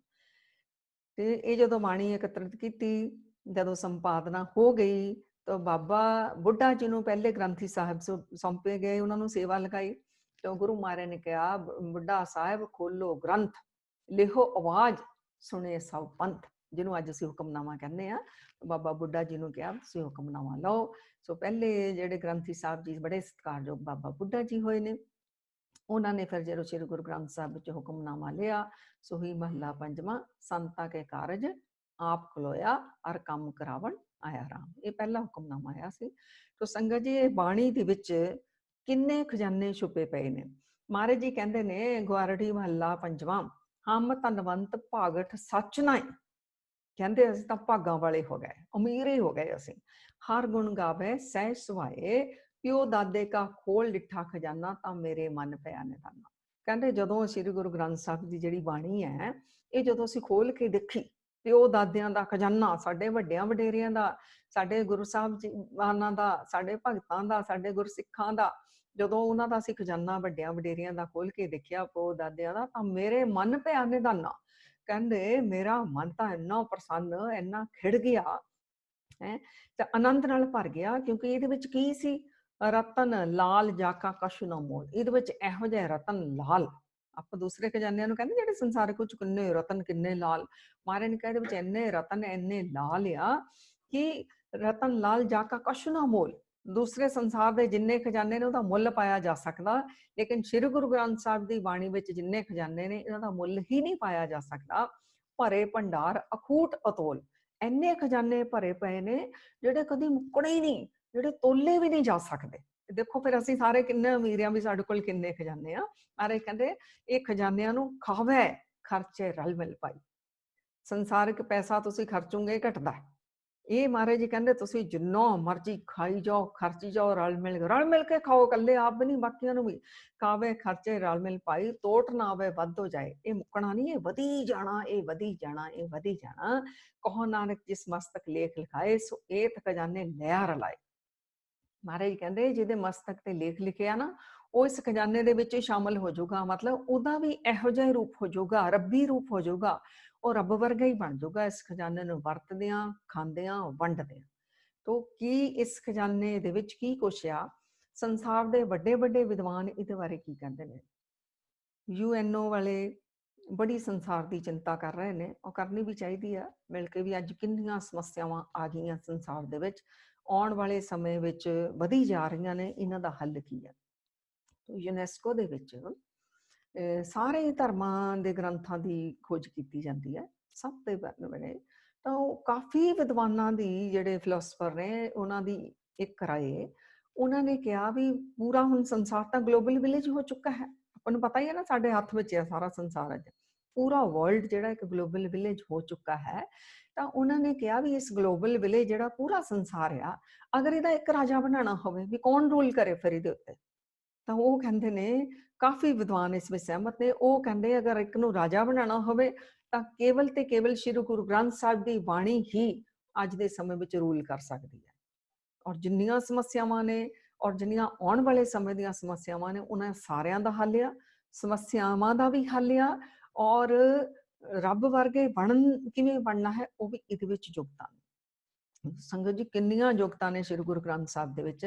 ਜਿਵੇਂ ਹਿਊਮਨ ਰਾਈਟਸ ਦੀ ਗੱਲ ਕਰਦੇ ਨੇ UNO ਵਾਲੇ, ਬਹੁਤ ਨੇ, ਕਾਫੀ ਸਮਾਂ ਲੱਗ ਜੂਗਾ ਅਸੀਂ ਸਾਰਾ ਜੇ ਕਰੀਏ। ਹਿਊਮਨ ਰਾਈਟਸ ਦੀ ਗੱਲ, ਸਾਰੇ ਅਲੱਗ-ਅਲੱਗ ਧਰਮਾਂ ਦੇ ਸੋਚਾਂ ਦਾ ਸਨਮਾਨ ਹੋਵੇ। ਹੁਣ ਬਾਣੀ ਵਿੱਚੋਂ ਪੰਕਤੀਆਂ ਵੀ ਚਲੋ ਨਾਲ ਨਾਲ ਨਹੀਂ ਜਾਂਦੇ। ਹਿਊਮਨ ਰਾਈਟਸ ਲਈ ਮਹਾਰਾਜ ਕਹਿੰਦੇ, ਹੱਕ ਪਰਾਇਆ ਨਾਨਕਾ ਉਹ ਸੂਰ ਉਸ ਗਾਏ, ਗੁਰਪੀਰ ਹਮਾ ਤਾਂ ਪਰੇ ਜਾਂ ਮੁਰਤਾਰ ਨਾ ਖਾਏ। ਅਗਰ ਕੋਈ ਪਰਾਇਆ ਹੱਕ ਹੀ ਨਹੀਂ ਖਾਊਗਾ ਤਾਂ ਆਪੇ ਸਾਰਿਆਂ ਦੇ ਰਾਈਟਸ ਜਿਹੜੇ ਨੇ ਉਹ ਸੇਫ ਰਹਿ ਗਏ। ਤੇ ਗੁਰੂ ਨੇ ਤਾਂ ਬਾਂਹ ਹੀ ਨਹੀਂ ਪਕੜਨੀ, ਸਾਨੂੰ ਅਲਰਟ ਕਰ ਦਿੱਤਾ, ਭਾਈ ਪਰਾਇਆ ਹੱਕ ਨਾ ਖਾਓ, ਆਪਣੀ ਸੁੱਚੀਆਂ ਕਿਰਤ ਕਮਾਈਆਂ ਮਿਹਨਤ ਦਾ ਖਾਓ। ਤੇ ਹੁਣ ਜੇ ਕਰੀਏ ਵੀ ਅਲੱਗ-ਅਲੱਗ ਧਰਮ ਜਿਹੜੇ ਹੋਂਦ ਵਿੱਚ ਆਏ ਨੇ, ਸਾਰਿਆਂ ਦੀ ਜਿਹੜੀ ਸੋਚ ਆ, ਉਹਨਾਂ ਨੂੰ ਸਨਮਾਨ ਦੇਣਾ ਸ੍ਰੀ ਗੁਰੂ ਗ੍ਰੰਥ ਸਾਹਿਬ ਜੀ ਦੇ ਰਹੇ ਨੇ। ਦੇਖੋ ਕਿੰਨਿਆਂ ਭਗਤਾਂ ਨੂੰ, ਗੁਰਸਿੱਖਾਂ ਨੂੰ, ਭੱਟਾਂ ਨੂੰ ਵਿੱਚ ਸ਼ਾਮਿਲ ਕਰ ਲਿਆ ਮਹਾਰਾਜ ਜੀ ਨੇ, ਜਿਹੜੇ ਅਲੱਗ-ਅਲੱਗ ਧਰਮਾਂ ਦੇ, ਅਲੱਗ-ਅਲੱਗ ਜਾਤਾਂ ਦੇ ਹੋਏ ਨੇ। ਔਰ ਮਹਾਰਾਜ ਨੇ ਕਹਿ ਦਿੱਤਾ ਠੋਕ ਵਜਾ ਕੇ, ਅੱਵਲ ਅੱਲਾ ਨੂਰ ਪਾਇਆ ਕੁਦਰਤ ਕੇ ਸਭ ਬੰਦੇ, ਏਕ ਨੂਰ ਤੇ ਸਭ ਜਗ ਉਪਜਿਆ, ਕੌਣ ਭਲੇ ਕੋ ਮੰਦੇ। ਹੁਣ ਅਗਰ ਗੱਲ ਕਰੀਏ ਸੋਸ਼ਲਿਜ਼ਮ ਦੀ, ਸਮਾਜਿਕ ਮਿਲਵਰਤਨ ਜਿਹੜਾ, ਉਹ ਤਾਂ ਹਮਾਰੇ ਨੇ ਪਹਿਲਾਂ ਹੀ ਪ੍ਰੈਕਟੀਕਲੀ ਦੱਸ ਦਿੱਤਾ। ਸਮਾਜਿਕ ਮਿਲਵਰਤਨ ਸਾਰਿਆਂ ਨੂੰ ਵਿੱਚ ਨਾਲ ਸ਼ਾਮਿਲ ਕਰ ਲਿਆ ਬਾਣੀ ਵਿੱਚ। ਇਕਨੋਮੀ ਦੀ ਅੱਜ ਬੜੀ ਫਿਕਰ ਲੱਗੀ, ਉਹ ਅਮੀਰ ਅਮੀਰ ਹੋ ਰਿਹਾ, ਗਰੀਬ ਗਰੀਬ ਹੋ ਰਿਹਾ। ਤੇ ਇਹ ਕਹਿ ਰਹੇ ਨੇ ਵਿਦਵਾਨ ਵੀ ਜਿਹੜਾ ਗੁਰੂ ਨਾਨਕ ਨੇ ਕਨਸੈਪਟ ਦੇ ਦਿੱਤਾ ਪੂਰੇ ਸੰਸਾਰ ਨੂੰ, ਕਿ 3 ਸਿਧਾਂਤ ਦਿੱਤੇ ਨੇ, ਸੁੱਚੀ ਕਿਰਤ ਕਰੋ, ਨਾਮ ਜਪੋ, ਵੰਡ ਕੇ ਛਕੋ। ਉਹ ਕਹਿੰਦੇ ਨੇ ਅਗਰ ਸਾਰੇ ਕਿਰਤ ਕਰਨ, ਕੋਈ ਵਿਹਲਾ ਨਾ ਬੈਠੇ, ਤਾਂ ਸਾਰਿਆਂ ਨੂੰ ਰੋਟੀ ਮਿਲੇ, ਸਾਰਾ ਆਪਣਾ ਢਿੱਡ ਭਰ ਕੇ ਖਾਣ। ਚਲੋ ਫਿਰ ਵੀ ਅਗਰ ਕਿਸੇ ਦਾ ਘੱਟ ਇਨਕਮ ਆ, ਤਾਂ ਜਿਹੜਾ ਅਮੀਰ ਆ, ਉਹ ਅਗਰ ਵੰਡ ਕੇ ਛਕਣ ਵਾਲਾ ਉਹਦੇ ਕੋਲ ਸਿਧਾਂਤ ਹੈਗਾ ਆ, ਉਹ ਲੋੜਵੰਦ ਦੀ ਬਾਂਹ ਫੜਦਾ ਹੀ ਰਹੂਗਾ। ਤਾਂ ਇਕਨੋਮੀ ਜਿਹੜੀ ਆ ਇੱਕ ਬੈਲੈਂਸ ਦੇ ਵਿੱਚ ਆਏਗੀ, ਇੰਨਾ ਉੱਚਾ ਨੀਵਾਂ ਫਰਕ ਭੇਦ ਨਹੀਂ ਰਹੇਗਾ। ਤੋ ਮਹਾਰਾਜ ਨੇ ਤਾਂ ਇੱਥੋਂ ਤੱਕ ਸਿਖਾ ਦਿੱਤਾ, ਘਾਲ ਖਾਏ ਕੇ ਛੱਥੋਂ ਦੇ, ਨਾਨਕ ਰਾਹ ਪਛਾਣੇ ਸੇ। ਵੀ ਘਾਲ ਕਮਾਈ ਕਰਕੇ ਆਪਣਾ ਪਰਿਵਾਰ ਤਾਂ ਪਾਲ, ਪਰ ਸੰਸਾਰ ਵਿੱਚ ਵੰਡ ਵੰਡ ਕੇ ਵੀ ਛਕ।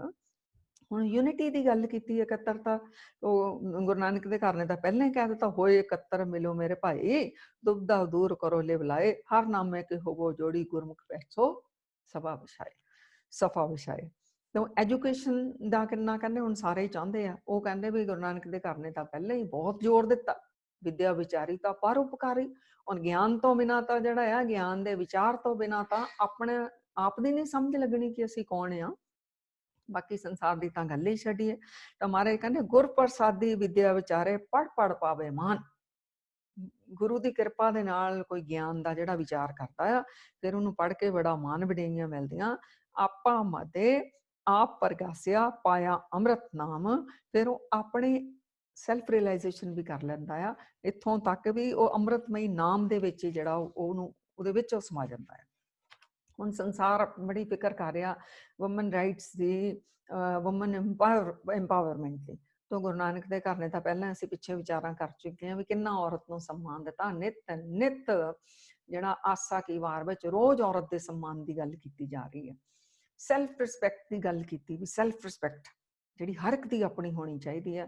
ਤਾਂ ਮਹਾਰਾਜ ਜੀ ਗੁਰੂ ਨਾਨਕ ਸੱਚੇ ਪਾਤਸ਼ਾਹ ਜੀ ਕਹਿੰਦੇ ਨੇ, ਜੇ ਜੀਵੇ ਪਤ ਲੱਥੀ ਜਾਏ ਸਭ ਹਰਾਮ ਜੇਤਾ ਕੁਛ ਖਾਏ। ਸਾਰਿਆਂ ਨੂੰ ਕਿਹਾ ਆਪਣੀ ਸੈਲਫ ਰਿਸਪੈਕਟ ਦੇ ਵਿੱਚ ਰਹੋ। ਗੁਰੂ ਗੋਬਿੰਦ ਸਿੰਘ ਜੀ ਨੇ ਸਾਨੂੰ ਸੈਲਫ ਰਿਸਪੈਕਟ ਵਿੱਚ ਰਹਿਣਾ ਸਿਖਾਇਆ, ਸਵੈਮਾਨ ਦੇ ਵਿੱਚ।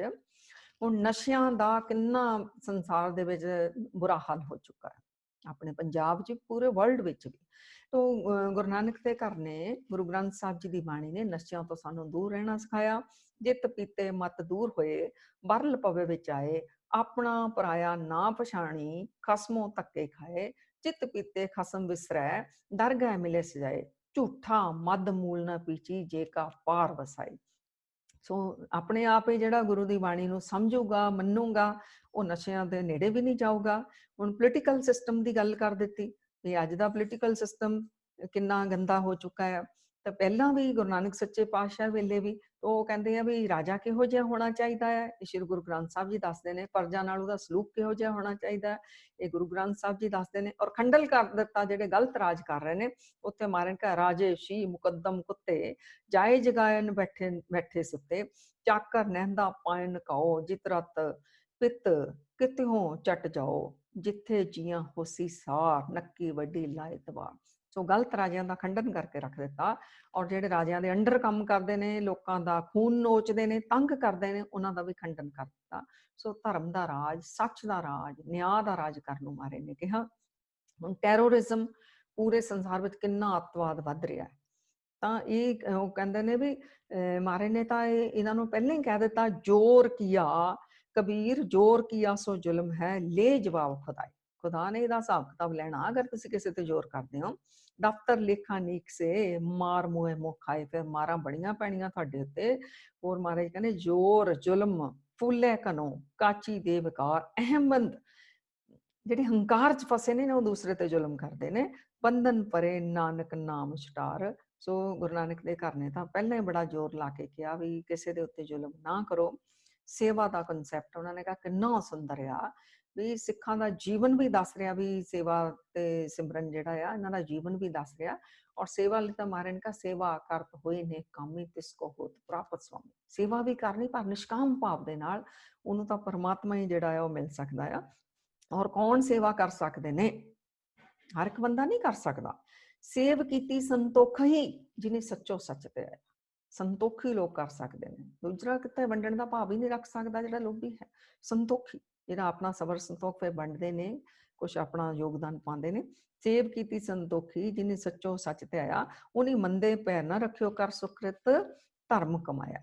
ਹੁਣ ਉਹਨਾਂ ਨੇ ਕਿਹਾ ਆਪਸੀ ਡਾਇਲੋਗ ਲੋਕਾਂ ਦੇ ਕਿਹੋ ਜਿਹੇ ਹੋਣੇ ਚਾਹੀਦੇ ਨੇ। ਇਹ UNO ਵਾਲਿਆਂ ਨੇ ਸਾਰੇ ਨੇ ਕੱਢੇ ਨੇ, ਤੇ ਆਪਾਂ ਸਾਡੀ ਬਾਣੀ ਵਿੱਚ ਸਾਡੇ ਕੋਲ ਇਹ ਚੀਜ਼ਾਂ ਹੈਗੀਆਂ ਨੇ। ਉਹ ਕਹਿੰਦੇ ਨੇ ਆਪਸੀ ਡਾਇਲੋਗ ਕਿਹੋ ਜਿਹਾ ਹੋਣਾ ਚਾਹੀਦਾ। ਉਹ ਮਾਰੇ ਨੇ ਕਿਵੇਂ ਸਾਨੂੰ ਕਿਹਾ ਵੀ ਮਿੱਠੇ ਬੋਲ ਬੋਲੋ ਇੱਕ ਦੂਸਰੇ ਨਾਲ, ਹਨਾ। ਨਾਨਕ ਫਿੱਕਾ ਬੋਲੀਏ ਤਨ ਮਨ ਫਿੱਕਾ ਹੋਏ, ਤੁਹਾਡਾ ਤਨ ਤੇ ਮਨ ਫਿੱਕਾ ਹੋ ਜਾਊਗਾ ਫਿੱਕਾ ਬੋਲੋਗੇ। ਤਾਂ ਮਾਰੇ ਨੇ ਕਿਹਾ ਨਿਵਣ ਸੁਅਖਰ ਖਵਣ ਗੁਣ, ਜੇਵਾ ਮਣੀਆਂ ਮੰਤ, ਇਹ ਤਰੇ ਭੈਣੇ ਵੈਸ ਕਰ ਤਾਂ ਵਾਸਾਂ ਵੀ ਕੰਤ। ਮਿੱਠੇ ਬੋਲ ਬੋਲੋ ਤੇ ਆਪਸ ਦੇ ਵਿੱਚ ਡਾਇਲੌਗ ਤਾਂ ਹੋ ਰਹੇ ਨੇ। ਸਾਂਝ ਕਿਹੋ ਜਿਹੀ ਹੋਣੀ ਚਾਹੀਦੀ ਆ ਸਾਰੇ ਲੋਕਾਂ ਦੀ ਆਪਸ ਵਿੱਚ। ਉਹ ਮਾਰੇ ਨੇ ਗੁਰੂ ਨਾਨਕ ਸੱਚੇ ਪਾਤਸ਼ਾਹ ਕਹਿੰਦੇ ਨੇ, ਗੁਣਾ ਕਹੋਵੇ ਵਾਸਲਾ ਕੱਢ ਵਾਸ ਲੀਜੇ, ਜੇ ਗੁਣ ਹੋਵਣ ਸਾਜਨਾ ਮਿਲ ਸਾਂਝ ਕਰੀਜੇ। ਗੁਣਾਂ ਦੀ ਸਾਂਝ ਪਾਓ ਆਪਸ ਦੇ ਵਿੱਚ। ਤੋਂ ਅਸੀਂ ਕਿਤੇ ਨੈਗੇਟਿਵਿਟੀ, ਕਿਸੇ ਦੀ ਚੁਗਲੀ, ਨਿੰਦਿਆ, ਬੁਰਾਈ ਤਾਂ ਨਹੀਂ ਕਰਨ ਲੱਗ ਜਾਂਦੇ। ਸਾਡੇ ਗੁਰੂ ਨੇ ਮਨਾ ਕੀਤਾ ਸਾਨੂੰ। ਸਤਿਗੁਰਾਂ ਨੇ ਕਿਹਾ ਤੁਸੀਂ ਗੁਣਾਂ ਦੀ ਸਾਂਝ ਪਾਓ। ਸਾਂਝ ਕਰੀਜੈ ਗੁਣਾ ਕਰੀ, ਛੋੜ ਅਵਗੁਣ ਚਲੀ। ਅਵਗੁਣਾਂ ਨੂੰ ਛੱਡੋ, ਗੁਣਾਂ ਦੀ ਸਾਂਝ ਪਾਓ। ਪਹਿਰੇ ਪਟੰਬਰ ਕਰ ਡੰਬਰ, ਆਪਣਾ ਪਿੜ ਮਲੀਏ, ਜਿੱਥੇ ਜਾਏ ਬਹੀਐ ਭਲਾ ਕਹੀਐ, ਝੋਲ ਅੰਮ੍ਰਿਤ ਪੀਜੈ, ਗੁਣਾ ਕਹੋਵੇ ਵਾਸਲਾ ਕੱਢ ਵਾਸ ਲਈ। ਜਿੱਥੇ ਜਾਓ ਭਲੀਆਂ ਹੀ ਗੱਲਾਂ ਕਰੋ, ਭਲਾ ਭਲਾ ਕਹੋ। ਸੋ ਵਿਕਾਰਾਂ ਦਾ, ਔਗਣਾਂ ਦਾ ਤਿਆਗ। ਫਿਰ health, total health Shri Guru Granth Sahib ji ਦੇ ਰਹੇ ਨੇ। ਟੋਟਲ ਹੈਲਥ ਵਿੱਚ 4 ਚੀਜ਼ਾਂ ਆਉਂਦੀਆਂ। ਫਿਜ਼ੀਕਲ ਹੈਲਥ, ਇਹਦੇ ਲਈ ਵੀ ਮਹਾਰਾਜ ਨੇ ਕਹਿ ਦਿੱਤਾ, ਨਾਨਕ ਸੋ ਪ੍ਰਭ ਸਿਮਰਿਐ ਤਿਸ ਦੇਹੀ ਕੋ ਪਾਲ। ਵੀ ਜਿਸ ਪਰਮਾਤਮਾ ਦਾ ਤੁਸੀਂ ਸਿਮਰਨ ਕਰਦੇ ਹੋ ਨਾ, ਇਸ ਦੇਹੀ ਦੀ ਪਾਲਣਾ ਕਰੋ, ਇਹਦੇ ਦੁਆਰਾ ਹੀ ਕਰ ਸਕਦੇ ਹੋ। ਤੇ ਹਰਮੰਦਰ ਕਿਹਾ ਸਰੀਰ ਨੂੰ, ਕੋਈ ਸਧਾਰਨ ਥੋੜੀ ਹੈ, ਹਰਮੰਦਰ ਹੈ, ਹਰੀ ਦਾ ਮੰਦਰ ਆ, ਇਹਨੂੰ ਤੰਦਰੁਸਤ ਰੱਖੋ। ਇਹ ਟੋਟਲ ਹੈਲਥ ਵਿੱਚ ਆ ਗਿਆ ਫਿਜ਼ੀਕਲ ਹੈਲਥ, ਮੈਂਟਲ ਹੈਲਥ। ਸੋ ਮਨ ਦੀ ਪਿਓਰਿਟੀ ਜਿਹੜੀ ਸਾਰੀ ਮੈਂਟਲ ਹੈਲਥ ਹੀ ਆ, ਗੁਰਬਾਣੀ ਦਿਖਾ ਰਹੀ ਹੈ। ਤੀਸਰੀ ਸਾਡੀ ਆ ਗਈ ਸਾਡੀ ਸੋਸ਼ਲ, ਸਾਡਾ ਵਰਤਾਰਾ ਕਿਹੋ ਜਿਹਾ। ਇਸ ਗੁਰੂ ਮਹਾਰਾਜ ਸਾਨੂੰ ਸਮਝਾ ਰਹੇ ਨੇ ਕਿਵੇਂ ਪ੍ਰੇਮ ਦਾ ਵਰਤਾਰਾ ਹੋਵੇ, ਆਪਸੀ ਸਾਂਝ ਦਾ ਵਰਤਾਰਾ ਹੋਵੇ, ਰਲ ਮਿਲ ਕੇ ਅਸੀਂ ਰਹੀਏ। ਤੇ ਚੌਥਾ ਆ ਗਈ ਸਾਡੀ ਸਪਿਰਿਚੁਅਲ ਹੈਲਥ, ਅਧਿਆਤਮਕ। ਉਹ ਤਾਂ ਹੈ ਹੀ ਸਾਰਾ ਨਾਮ ਦੀ ਖੁਰਾਕ ਜਿਹੜੀ ਹੈ, ਉਹ ਸਾਰੀ ਸਾਡੀ ਰੂਹ ਦਾ ਹੀ ਕਲਿਆਣ ਕਰ ਰਹੀ ਹੈ। ਤੇ ਪਿਓਰਿਟੀ, ਪਵਿੱਤਰਤਾ। ਗੁਰੂ ਗ੍ਰੰਥ ਸਾਹਿਬ ਜੀ ਦੇਖੋ ਸੰਗਤ ਜੀ, ਕਿੱਡੇ ਖਜ਼ਾਨੇ ਨੇ, ਜਿੰਨੇ ਮਰਜ਼ੀ ਅਸੀਂ ਲੁੱਟੀ ਜਾਈਏ, ਪਰ ਅਸੀਂ ਲੁੱਟਦੇ ਨਹੀਂ, ਇੱਧਰ ਨੂੰ ਤੁਰਦੇ ਨਹੀਂ, ਤੁਰ ਕੇ ਅਸੀਂ ਪਿਓਰਿਟੀ। ਪਿਓਰਿਟੀ ਕਿਵੇਂ ਆਏਗੀ? ਜਿਉ ਨਿਰਮਲ, ਬਾਹਰੋਂ ਨਿਰਮਲ, ਬਾਹਰੋਂ ਤਾਂ ਨਿਰਮਲ, ਜਿਉ ਨਿਰਮਲ, ਸਤਿਗੁਰ ਤੇ ਕਰਨੀ ਕਮਾਈ। ਅੰਦਰੋਂ ਜੋ ਅਸੀਂ, ਇਹ ਨਹੀਂ ਬਾਹਰੋਂ ਅਸੀਂ ਹੋਰ ਦਿਖਾਵਾ ਕਰੀਏ, ਅੰਦਰੋਂ ਅਸੀਂ ਹੋਰ ਨਹੀਂ, ਅਸੀਂ ਉਹੀ ਦਿਖਾਵਾ ਕਰੀਏ ਜਿਹੋ ਜਿਹੇ ਹਾਂ। ਮੈਂ ਬਹੁਤ ਵਾਰ ਸੰਗਤ ਨਾਲ ਬੇਸਿਕ ਕੈਂਪ ਵਿੱਚ, ਐਡਵਾਂਸ ਕੈਂਪ ਵਿੱਚ ਵਿਚਾਰਾ ਕਰਦੀ ਹੁੰਦੀ ਹਾਂ ਕਿ ਸਿੱਖ ਦਾ ਜੀਵਨ ਇਸ ਤਰ੍ਹਾਂ ਦਾ ਹੋਵੇ, ਬੰਦ ਹਨੇਰੇ ਕਮਰੇ ਵਿੱਚ ਵੀ ਉਹ ਜਿਹਾ ਹੋਵੇ ਜਿਹੜਾ ਉਹ ਲੋਕਾਂ ਨੂੰ ਬਾਹਰ ਨਜ਼ਰ ਆਉਂਦਾ ਹੋਵੇ। ਫਿਰ ਆ ਜੀਵੋ ਨਿਰਮਲ, ਬਾਹਰੋਂ ਨਿਰਮਲ। ਫਿਰ ਇੱਕ ਜ਼ਿੰਦਗੀ ਦਾ ਇੱਕ ਆਨੰਦ ਆ, ਇੱਕ ਰਸ ਆ, ਇੱਕ ਮਜ਼ਾ ਆ, ਫਿਰ ਕੋਈ ਡਰ ਨਹੀਂ ਆ। ਡਰਦਾ ਕੌਣ ਆ? ਸੋ ਡਰੇ ਜੇ ਪਾਪ ਕਮਾਉਂਦਾ, ਧਰਮੀ ਵਿਗਸੇਤ। ਗਲਤੀ ਹੋ ਗਈ, ਤੁਸੀਂ ਸੌਰੀ ਕਰ ਲੈਂਦੇ ਹੋ ਦਿਲੋਂ, ਪਰਮਾਤਮਾ ਦੇ ਗੁਰੂ ਜਾਣ ਕੇ ਕਰਨਾ ਨਹੀਂ ਚਾਹੁੰਦੇ, ਹਨਾ। ਇਹੋ ਜਿਹਾ ਜੀਵਨ ਜਿਹੜਾ ਮਹਾਰਾਜ ਨੇ ਇਦਾਂ ਦਾ ਜੀਵਨ ਸਾਨੂੰ ਜਿਉਣ ਨੂੰ ਕਿਹਾ। ਸੋ ਵੈਰ ਵਿਰੋਧ ਛਡਾਉਂਦੀ ਹੈ ਸ਼੍ਰੀ ਗੁਰੂ ਗ੍ਰੰਥ ਸਾਹਿਬ ਦੀ ਬਾਣੀ। ਮੂਲ ਮੰਤਰ ਦੇ ਸਿਧਾਂਤ ਲੈ ਲਈਏ, ਹੈ ਨਿਰਵੈਰ। ਪਰਮਾਤਮਾ ਨਿਰਵੈਰ ਆ, ਅਸੀਂ ਉਹਦੇ ਬੱਚੇ ਆ, ਸਾਡਾ ਗੁਰੂ ਨਿਰਵੈਰ ਆ, ਤਾਂ ਅਸੀਂ ਕਿਹੋ ਜਿਹੇ ਹੋਣੇ ਚਾਹੀਦੇ ਆ? ਫਿਰ ਫੀਅਰਲੈਸ ਕਰ ਦਿੰਦੀ ਹੈ, ਡਰ ਨੂੰ ਦੂਰ ਕਰ ਦਿੰਦੀ ਹੈ, ਨਿਡਰ ਬਣਾਉਂਦੀ ਹੈ। ਪਰਮਾਤਮਾ ਨਿਰਭਉ ਹੈ, ਤਾਂ ਅਸੀਂ ਕਿਹੋ ਜਿਹੇ ਹੋਣੇ ਚਾਹੀਦੇ? ਨਿਰਭਉ। ਨਿਰਭਉ ਜਪੈ ਸਗਲ ਭਉ ਮਿਟੈ। ਮੂਲ ਮੰਤਰ ਰੋਜ਼ ਪੜ੍ਹਦੇ ਆ, ਨਿਰਭਉ ਨਿਰਵੈਰ। ਇਹ ਸਾਡੇ ਲਈ ਹੈ, ਇਹ ਰੱਬੀ ਗੁਣ ਸਾਡੇ ਅੰਦਰ ਜਾਗਰਤ ਹੋ ਜਾਣ। ਫਿਰ ਪ੍ਰੇਮ ਹੈ ਹੀ ਸਾਰਾ, ਗੁਰੂ ਨਾਨਕ ਦਾ ਘਰ ਤਾਂ ਸਾਰਾ ਹੀ ਪ੍ਰੇਮ ਆ, ਸ਼੍ਰੀ ਗੁਰੂ ਗ੍ਰੰਥ ਸਾਹਿਬ ਦਾ ਪ੍ਰੇਮ ਆ। ਸਾਰੀ ਬਾਣੀ ਦੇ ਮਹਾਰਾਜ ਜੀ, ਜਦੋਂ ਆਪਾਂ ਸਹਿਜ ਪਾਠ ਦਾ ਕਦੀ ਭੋਗ ਪਾਉਂਦੇ ਹੋ ਤਾਂ ਪੜ੍ਹਦੇ ਹੋਣਗੇ ਆਪ ਜੀ, ਪੰਥਾ ਪ੍ਰੇਮ ਨਾ ਜਾਣੀ, ਭੁੱਲੀ ਫਿਰੇ ਗਵਾਰ। ਦੇਖੋ ਮਹਾਰਾਜ ਜੀ ਕਹਿੰਦੇ ਐ ਗਵਾਰ, ਐ ਮੂਰਖ, ਐ ਜੀਵਾਤਮਾ, ਤੂੰ ਕਿੱਥੇ ਭੁੱਲੀ ਫਿਰਦੀ ਆ? ਰੱਬ ਨੂੰ ਲੱਭਦੀ ਫਿਰਦੀ ਆ, ਤਾਂ ਪ੍ਰੇਮ, ਸਭ ਨਾਲ ਪ੍ਰੇਮ ਕਰ। ਰੱਬ ਨਾਲ ਵੀ, ਉਹਦੀ ਲੋਕਾਈ ਨਾਲ ਵੀ, ਸਭ ਨਾਲ ਪ੍ਰੇਮ ਕਰ, ਨਹੀਂ ਤਾਂ ਤੂੰ ਐਵੇਂ ਹੀ ਘੁੰਮਦੀ ਰਹਿ ਜਾਊਗੀ। ਪੰਥਾ ਪ੍ਰੇਮ ਨਾ ਜਾਣੇ, ਭੁੱਲੀ ਫਿਰੇ ਗਵਾਰ, ਨਾਨਕ ਹਰ ਬਿਸਰਾਏ ਕੇ ਪਾਉਂਦੇ ਨਰਕ ਅੰਧਿਆ। ਸੋ ਪ੍ਰੇਮ ਦਾ ਮਾਰਗ। ਗੁਰੂ ਗੋਬਿੰਦ ਸਿੰਘ ਜੀ ਮਹਾਰਾਜ ਨੇ ਕਿਹਾ, ਜਤਰ ਤਤਰ ਦਿਸਾ ਵਿਸਾ ਹੋਏ ਫੈਲਿਓ ਅਨੁਰਾਗ। ਪਰਮਾਤਮਾ ਪ੍ਰੇਮ ਕਰਕੇ ਫੈਲਿਆ ਹੋਇਆ ਹਰ ਦਿਸ਼ਾ ਦੇ ਵਿੱਚ। ਫਿਰ ਸੈਲਫ ਰਿਅਲਾਈਜੇਸ਼ਨ, ਆਪਣਾ ਅਸੀਂ ਕੀ ਆ, ਕੀ ਅਸੀਂ ਸਰੀਰ ਆ, ਤੇ ਗੋਬਿੰਦ ਜੀ ਨੂੰ ਕਿਵੇਂ ਮਿਲਣਾ? ਇਹਦੇ ਰਿਅਲਾਈਜੇਸ਼ਨ ਦੇ ਲਈ ਮਹਾਰਾਜ ਕਹਿੰਦੇ, ਆਤਮ ਦੇਉ ਪੂਜੀਐ ਗੁਰ ਕੈ ਸਹਿ ਸੁਭਾਏ। ਆਤਮੇ ਨੂੰ ਆਤਮੇ ਦੀ ਪ੍ਰਤੀਤ ਹੋਏ ਤਾਂ ਘਰ ਹੀ ਪਰਚਾ ਪਾਏ। ਸੋ ਆਪਣੇ ਜਿਹੜਾ ਅੰਦਰ ਸ਼ੁਭ ਆਤਮ ਬੈਠਾ, ਪਰਮਾਤਮਾ ਦਾ ਰੂਪ ਬੈਠਾ, ਉਹਦੀ ਪੂਜਾ ਕਰਨੀ। ਤੇ ਕਿੱਡਾ ਮਹਾਰਾਜ ਨੇ ਸਾਨੂੰ ਪਰਮ ਸਿਧਾਂਤ ਦੇ ਦਿੱਤਾ। ਆਪਣਾ ਅਸੀਂ ਖੋਜ ਹੀ ਨਹੀਂ ਕਰਦੇ, ਪਤਾ ਨਹੀਂ ਬਾਹਰ ਹੀ ਲੱਭੀ ਜਾਂਦੇ ਆ। ਤੇ ਮਹਾਰਾਜ ਕਹਿੰਦੇ, ਮਨ ਮੇਰਿਆ ਅੰਤਰ ਤੇਰੇ ਨਿਧਾਨ ਹੈ, ਤੂੰ ਬਾਹਰ ਵਸਤ ਨਾ ਭਾਲ। ਤੇਰੇ ਅੰਦਰ ਹੀ ਹੈ ਉਹ ਖਜ਼ਾਨਾ ਰੱਬੀ, ਬਾਹਰ ਨਾ ਲੱਭ ਤੂੰ। ਤੇ ਆਤਮ ਚੀਨ ਪਰਮ ਰੰਗ ਮਾਨੇ। ਜਿਹਨੇ ਆਪਣੀ ਆਤਮਾ ਨੂੰ ਜਾਣ ਲਿਆ, ਉਹ ਪਰਮ ਰੰਗ ਨੂੰ ਅਨੁਭਵ ਕਰਨ ਲੱਗ ਜਾਊਗਾ, ਆਪਣਾ ਸੈਲਫ ਰਿਅਲਾਈਜੇਸ਼ਨ ਉਹਨੂੰ ਹੋ ਜਾਊਗੀ। ਹੋਰ ਕੀਤੀ ਇਹ ਬੜੀ ਸੰਸਾਰ ਨੂੰ ਚਿੰਤਾ এনवायरमेंट ਦੀ, ਗਲੋਬਲ ਵਾਰਮਿੰਗ ਆ ਰਹੀ ਆ, ਨੇਚਰ ਪ੍ਰਕਿਰਤੀ ਕਿਵੇਂ ਅਸੀਂ ਖਰਾਬ ਕਰਕੇ ਰੱਖ ਦਿੱਤੀ। ਸੋ ਗੁਰੂ ਨਾਨਕ ਦਾ ਘਰ ਮਹਾਰਾਜ ਜੀ ਰੋਜ਼ ਹੀ ਸਾਨੂੰ ਸਮਝਾਉਂਦੇ ਨੇ ਜਪਜੀ ਸਾਹਿਬ ਵਿੱਚ, ਪਵਨ ਗੁਰੂ, ਪਾਣੀ ਪਿਤਾ, ਮਾਤਾ ਧਰਤ ਮਹੱਤ। ਸੋ ਇਹ ਪਾਣੀ, ਹਵਾ, ਇਹਨਾਂ ਦੇ ਕਿੰਨਾ ਅਸੀਂ ਸ਼ੁੱਧ ਰੱਖੀਏ, ਇਹਨਾਂ ਨੂੰ ਅਸੀਂ ਖਰਾਬ ਨਾ ਕਰੀਏ। ਸਾਰੀ ਬਾਣੀ ਵਿੱਚ ਤਾਂ ਵਾਰ-ਵਾਰ ਪ੍ਰਕਿਰਤੀ ਦੀ, ਨੇਚਰ ਦੀ ਬਲਿਹਾਰੀ ਕੁਦਰਤ ਵਸਿਆ, ਤੇਰਾ ਅੰਤ ਨਾ ਜਾਈ ਲਖਿਆ ਰਹੋ। ਕਿੰਨਾ ਮਾਰੇ ਨੇ ਸਾਨੂੰ ਇਹਦਾ ਸਤਿਕਾਰ ਕਰਨਾ ਸਿਖਾਇਆ, ਇਹਨੂੰ ਸ਼ੁੱਧ ਰੱਖਣਾ ਸਿਖਾਇਆ। ਉਹ ਲੱਗ ਗੱਲ ਹੈ ਕਿ ਅਸੀਂ ਨਹੀਂ ਚੱਲ ਰਹੇ। ਸਰਬੱਤ ਦੇ ਭਲੇ ਦਾ ਕਨਸੈਪਟ, ਆਪਣਾ ਹੀ ਨਹੀਂ, ਆਪਣੇ ਪਰਿਵਾਰ ਦਾ ਹੀ ਨਹੀਂ, ਆਪਣੀ ਇੱਕ ਕਮਿਊਨਿਟੀ ਦਾ ਹੀ ਨਹੀਂ, ਸਰਬੱਤ ਦਾ ਭਲਾ। ਗੁਰੂ ਨਾਨਕ ਦੇ ਘਰ ਦਾ ਤਾਂ ਸਿਧਾਂਤ ਹੀ ਹੈ, ਨਾਨਕ ਨਾਮ ਚੜ੍ਹਦੀ ਕਲਾ, ਤੇਰੇ ਭਾਣੇ ਸਰਬੱਤ ਦਾ ਭਲਾ। ਤੇ ਦੇਖੋ ਕਿਵੇਂ ਅਰਦਾਸਾਂ ਕਰਦੇ, ਜਗਤ ਜਲੰਦਾ ਰੱਖ ਲੈ, ਆਪਣੀ ਕਿਰਪਾ ਧਾਰ, ਜਿਤ ਦੁਆਰੇ ਉਭਰੈ ਤਿਤੈ ਲਿਹੋ ਉਬਾਰ। ਸਾਰੇ ਜਗਤ ਨੂੰ ਰੱਖੋ ਪਰਮਾਤਮਾ ਜੀ, ਇਹ ਨਹੀਂ ਮੇਰੇ ਹੀ ਪਰਿਵਾਰ ਨੂੰ ਰੱਖੋ, ਸਾਰੇ ਸੰਸਾਰ ਨੂੰ ਰੱਖੋ। ਚੁਪਾਈ ਸਾਹਿਬ ਦਾ ਪਾਠ ਬਾਣੀ ਸਾਨੂੰ ਸਰਬੱਤ ਦਾ ਭਲਾ ਮੰਗਣਾ ਹੀ ਸਿਖਾਉਂਦੀ ਹੈ। ਸੋ ਪਤੀ ਪਤਨੀ ਦਾ ਰਿਸ਼ਤਾ ਕਿਹੋ ਜਿਹਾ ਹੋਣਾ ਚਾਹੀਦਾ? ਡਿਵੋਰਸ ਵੱਧ ਰਹੇ ਨੇ ਸੰਸਾਰ ਦੇ ਵਿੱਚ, ਤੇ ਗੁਰੂ ਅਮਰਦਾਸ ਜੀ ਮਹਾਰਾਜ ਸਮਝਾਉਂਦੇ ਨੇ, ਧੰਨ ਫਿਰ ਇਹਨਾਂ ਆਖੀਆਂ ਬਹਿਨੇ ਇਕੱਠੇ ਹੋਏ, ਏਕ ਜੋਤ ਦੋਏ ਮੂਰਤੀ ਧੰਨ ਫਿਰ ਗਈ ਸੋਏ। ਉਹਨਾਂ ਨੂੰ ਪਤੀ ਪਤਨੀ ਨਾ ਆਖੋ ਜਿਹੜੇ ਇਕੱਠੇ ਹੋ ਕੇ ਬੈਠ ਗਏ। ਮਹਾਰਾਜ ਜੀ ਫਿਰ ਕਿਹਨਾਂ ਨੂੰ ਆਖੀਏ? ਆਨੰਦ ਕਾਰਜ ਹੋਏ, ਲਾਵਾਂ ਦੇ ਪਾਠ ਹੋਏ, ਕਿਹਨਾਂ ਨੂੰ ਫਿਰ ਆਖੀਏ? ਮਹਾਰਾਜ ਕਹਿੰਦੇ ਨਹੀਂ, ਜਿਹਨਾਂ ਦੇ ਅੰਦਰੋਂ ਇੰਨੀ ਅੰਡਰਸਟੈਂਡਿੰਗ ਹੋਵੇ, ਦੇਖਣ ਨੂੰ ਸਰੀਰ ਦੋ ਲੱਗਦੇ ਹੋਣ ਲੇਕਿਨ ਵਿਚਾਰ ਆਪਸ ਵਿੱਚ ਮਿਲਦੇ ਹੋਣ, ਇੱਕੋ ਹੀ ਜੋਤ ਇੱਕੋ ਹੀ ਰੂਪ ਦੋਨੋਂ ਜਾਣੇ ਹੋ ਜਾਣ। ਕਿਉਂਕਿ ਇਹ ਜਿਹੜਾ ਗ੍ਰਸਤੀ ਮਾਰਗ ਆ ਨਾ, ਇਹ ਸਰੀਰਾਂ ਤੱਕ ਸੀਮਤ ਨਹੀਂ, ਦੇਹਾਂ ਤੋਂ ਪਾਰ ਹੋ ਕੇ ਰੂਹਾਨੀ ਯਾਤਰਾ ਕਰਨੀ ਪਤੀ ਪਤਨੀ ਮਿਲ ਕੇ ਇਕੱਠਿਆਂ ਨੇ, ਆਪਣੇ ਬੱਚਿਆਂ ਨੂੰ ਵੀ ਇਸ ਮਾਰਗ ਦੇ ਉੱਤੇ ਲੈ ਕੇ ਜਾਣਾ। ਇਹ ਤਾਂ ਬੜਾ ਇੱਕ ਸੁੰਦਰ ਪਵਿੱਤਰ ਇਹ ਸਿਧਾਂਤ ਆ ਜਿਹੜਾ, ਤਾਂ ਇਹਨੂੰ ਗ੍ਰਸਤ ਪ੍ਰਧਾਨ ਧਰਮ ਆਖਿਆ ਮਹਾਰਾਜ ਜੀ ਨੇ, ਭਾਈ ਗੁਰਦਾਸ ਜੀ ਨੇ। ਫਿਰ ਇਹ ਬਾਣੀ ਜਿਹੜੀ ਹੈ ਜੈਲਸੀ ਕਰਨ, ਜਿਹੜੀ ਅੰਦਰ ਬੜੀ ਲੋਕਾਂ ਦੇ ਇੱਕ ਦੂਸਰੇ ਦੀ ਜੈਲਸੀ, ਧਰਮੀ ਲੋਕ ਇੱਕ ਦੂਸਰੇ ਨਾਲ ਕਰੀ ਜਾਂਦੇ ਨੇ, ਇਹ ਬਾਣੀ ਜਿਹੜੀ ਹੈ ਪਾਰ ਕਰਕੇ ਰੱਖ ਦਿੰਦੀ। ਬਿਸਰ ਗਈ ਸਭ ਤਾਤ ਪਰਾਈ, ਜਬ ਤੇ ਸਾਧ ਸੰਗਤ ਮੁਖ ਪਾਈ, ਨਾ ਕੋ ਵੈਰੀ ਨਾ ਹੀ ਬੇਗਾਨਾ, ਸਗਲ ਸੰਗ ਹਮ ਕੋ ਬਣਾਈ। ਇਹ ਤਾਤ ਪਰਾਈ ਆ ਜਿਹੜੀ ਜੈਲਸੀ ਆ, ਇਹ ਵੀ ਦੂਰ ਹੋ ਜਾਂਦੀ। ਇਹ ਸੱਚ ਦਾ ਖਜ਼ਾਨਾ ਆ ਸ਼੍ਰੀ ਗੁਰੂ ਗ੍ਰੰਥ ਸਾਹਿਬ ਦੇ। ਲੇਕਿਨ ਕਿਵੇਂ ਸੱਚ ਜਾਣਿਆ ਜਾਂਦਾ? ਸੱਚ ਤਾਂ ਪਰ ਜਾਣੀਏ ਜਾ ਹਿਰਦੇ ਸੱਚਾ। ਸਾਰੀ ਬਾਣੀ ਸਾਡੇ ਹਿਰਦੇ ਨੂੰ ਸ਼ੁੱਧ ਕਰਦੀ ਹੈ। ਕੂੜ ਕੀ ਮਲ ਉਤਰੇ ਕਰ ਤਨ, ਪੂਲ ਕੀ ਮਲ ਉਤਰੇ ਤਨ ਕਰੇ ਹੱਛਾ ਕੋਈ। ਸੱਚ ਤਾਂ ਪਰ ਜਾਣੀਏ ਜਾਂ ਸੱਚ ਧਰੇ ਪਿਆਰ। ਪਰਮਾਤਮਾ ਨਾਲ ਪ੍ਰੇਮ ਕਰਾਂਗੇ ਤਾਂ ਸੱਚੇ ਅਸੀਂ ਵੀ ਹੋ ਜਾਵਾਂਗੇ। ਟੋਲਰੈਂਸ, ਸਹਿਣ ਕਰਨ ਦੀ ਸ਼ਕਤੀ ਸ਼੍ਰੀ ਗੁਰੂ ਗ੍ਰੰਥ ਸਾਹਿਬ ਜੀ ਸਿਖਾਉਂਦੇ ਨੇ। ਛੋਟੀ ਛੋਟੀ ਗੱਲ ਤੇ ਛਟਪਟਾਈ ਨਹੀਂ ਜਾਣਾ, ਕੁਝ ਸਹਿਣਾ, ਕੁਝ ਸਹਾਰਨਾ ਹੈ, ਸਹਿਣ ਸ਼ਕਤੀ ਬਣਾਉਂਦੀ ਆ। ਜਨ ਨਾਮ ਸਮਾਧਿਓ ਹਰਖ ਸੋਗ ਸਮ ਕਰ ਸਹਾਰੇ।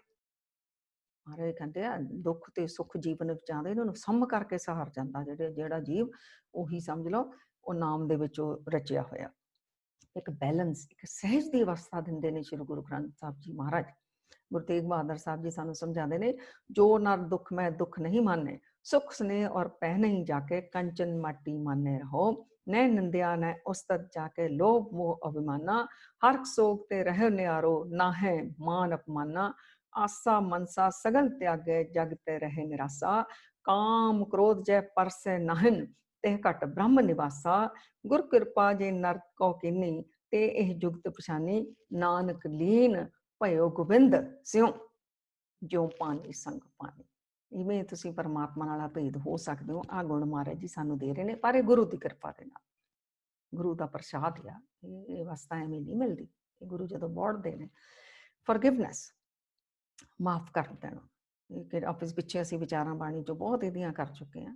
ਇਹ ਗੁਣ ਦੇ ਰਹੇ ਨੇ ਸਾਨੂੰ Guru Granth Sahib ji. Attitude of gratitude, ਸ਼ੁਕਰਾਨਾ ਕਰਨਾ, ਇਹ ਵੀ ਅਸੀਂ ਪਿੱਛੇ ਬਹੁਤ ਵਿਚਾਰਾਂ ਕਰ ਚੁੱਕੇ ਹਾਂ। ਤੇ ਕਿਵੇਂ ਸਾਨੂੰ ਮਹਾਰਾਜ ਜੀ ਸ਼ੁਕਰਾਨਾ ਕਰਨਾ ਸਮਝਾਉਂਦੇ ਨੇ। ਫਿਰ ਕੰਟੈਂਟਮੈਂਟ, ਸਬਰ ਸੰਤੋਖ ਰੱਖਣਾ, ਇਹ ਕਿੱਡਾ ਵੱਡਾ ਖਜ਼ਾਨਾ। ਬਿਨਾਂ ਸੰਤੋਖ ਨਹੀਂ ਕੋ ਰਾਜੇ, ਬਿਨਾਂ ਸੰਤੋਖ ਤੋਂ ਕੋ ਰਾਜੇ ਨਹੀਂ ਸਕਦਾ। ਸੋ ਫਿਰ ਇਹ ਜਿਹੜੀ ਸ਼੍ਰੀ ਗੁਰੂ ਗ੍ਰੰਥ ਸਾਹਿਬ ਦੀ ਬਾਣੀ ਬੇਅੰਤ ਖਜ਼ਾਨੇ ਨੇ। ਬਲਿਹਾਰੀ ਗੁਰ ਆਪਣੇ ਦਿਉਹਾੜੀ ਸਦਵਾਰ, ਜਿਨ ਮਾਨਸ ਤੇ ਦੇਵਤੇ ਕੀਏ ਕਰਤ ਨਾ ਲਾਗੀ ਵਾਰ। ਇਹ ਮਨੁੱਖਾਂ ਤੋਂ ਦੇਵਤੇ ਮਿੰਟ ਨਹੀਂ ਲਾਉਂਦੀ।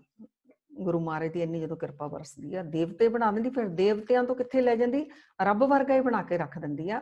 ਤੋ ਸੰਗਤ ਜੀ, ਅਸੀਂ ਸੁਖਮਨੀ ਸਾਹਿਬ ਦੇ ਵਿੱਚ ਜਿਹੜੇ ਰੱਬੀ ਗੁਣ ਕਿੰਨੇ ਦੇਖੇ, ਬ੍ਰਹਮ ਗਿਆਨੀ ਦੀ ਕੀ ਅਵਸਥਾ ਆ।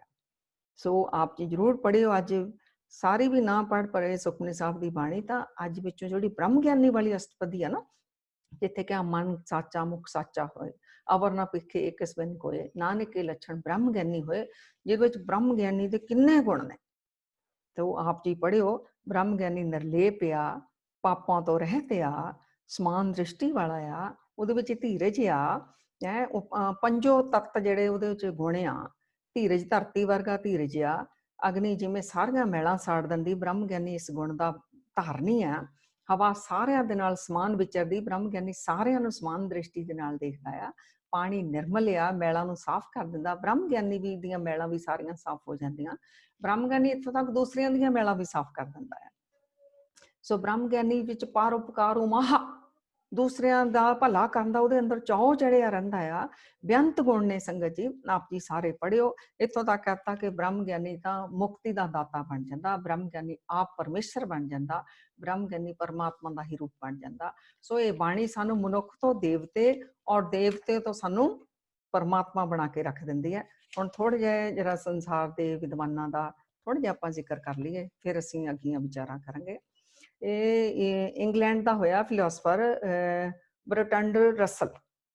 ਇਹ ਕਹਿੰਦਾ ਆ ਵੀ ਜੇ ਕਿਤੇ ਥਰਡ ਵਰਲਡ ਵਾਰ ਲੱਗ ਗਈ ਸੰਸਾਰ ਦੇ ਵਿੱਚ, ਵੈਸੇ ਤਾਂ ਕਿਸੇ ਨੇ ਬਚਣਾ ਹੀ ਨਹੀਂ। ਇਹ ਹਾਈਡਰੋਜਨ ਜਿਹੜੇ ਨੇ ਐਟਮ ਜਿਹੜੇ ਚੱਲਣ ਵਾਲੇ ਨੇ, ਇਹਨਾਂ ਬੰਬਾਂ ਤੋਂ ਕਿਸੇ ਨੇ ਨਹੀਂ ਬਚਣਾ। ਲੇਕਿਨ ਫਿਰ ਵੀ ਅਗਰ ਚੰਦ ਖੁਸ਼ਕਿਸਮਤ ਇਨਸਾਨ ਬਚ ਗਏ ਤਾਂ ਫਿਲੋਸਫਰ ਕਹਿੰਦਾ, ਰਸਲ ਕਹਿੰਦਾ ਆ, ਤਾਂ ਉਸ ਨੂੰ ਮਾਰਗਦਰਸ਼ਨ ਕਰਨ ਦੇ ਲਈ ਕੇਵਲ ਤੇ ਕੇਵਲ ਸ਼੍ਰੀ ਗੁਰੂ ਗ੍ਰੰਥ ਸਾਹਿਬ ਜੀ ਹੀ ਹੋ ਸਕਦੇ ਨੇ। ਉਹਨੂੰ ਪੁੱਛਿਆ ਵੀ ਤੂੰ ਗੱਲ ਕਰਦਾ ਵੀ ਥਰਡ ਵਰਲਡ ਵਾਰ ਤੋਂ ਬਾਅਦ ਅਗਰ ਕੋਈ ਬਚ ਗਏ, ਉਹਨਾਂ ਨੂੰ ਸ਼੍ਰੀ ਗੁਰੂ ਗ੍ਰੰਥ ਸਾਹਿਬ ਜੀ ਮਾਰਗਦਰਸ਼ਨ ਕਰ ਸਕਦੇ ਨੇ, ਤਾਂ ਅੱਜ ਨਹੀਂ ਕਰ ਰਹੇ ਸ਼੍ਰੀ ਗੁਰੂ ਗ੍ਰੰਥ ਸਾਹਿਬ ਜੀ?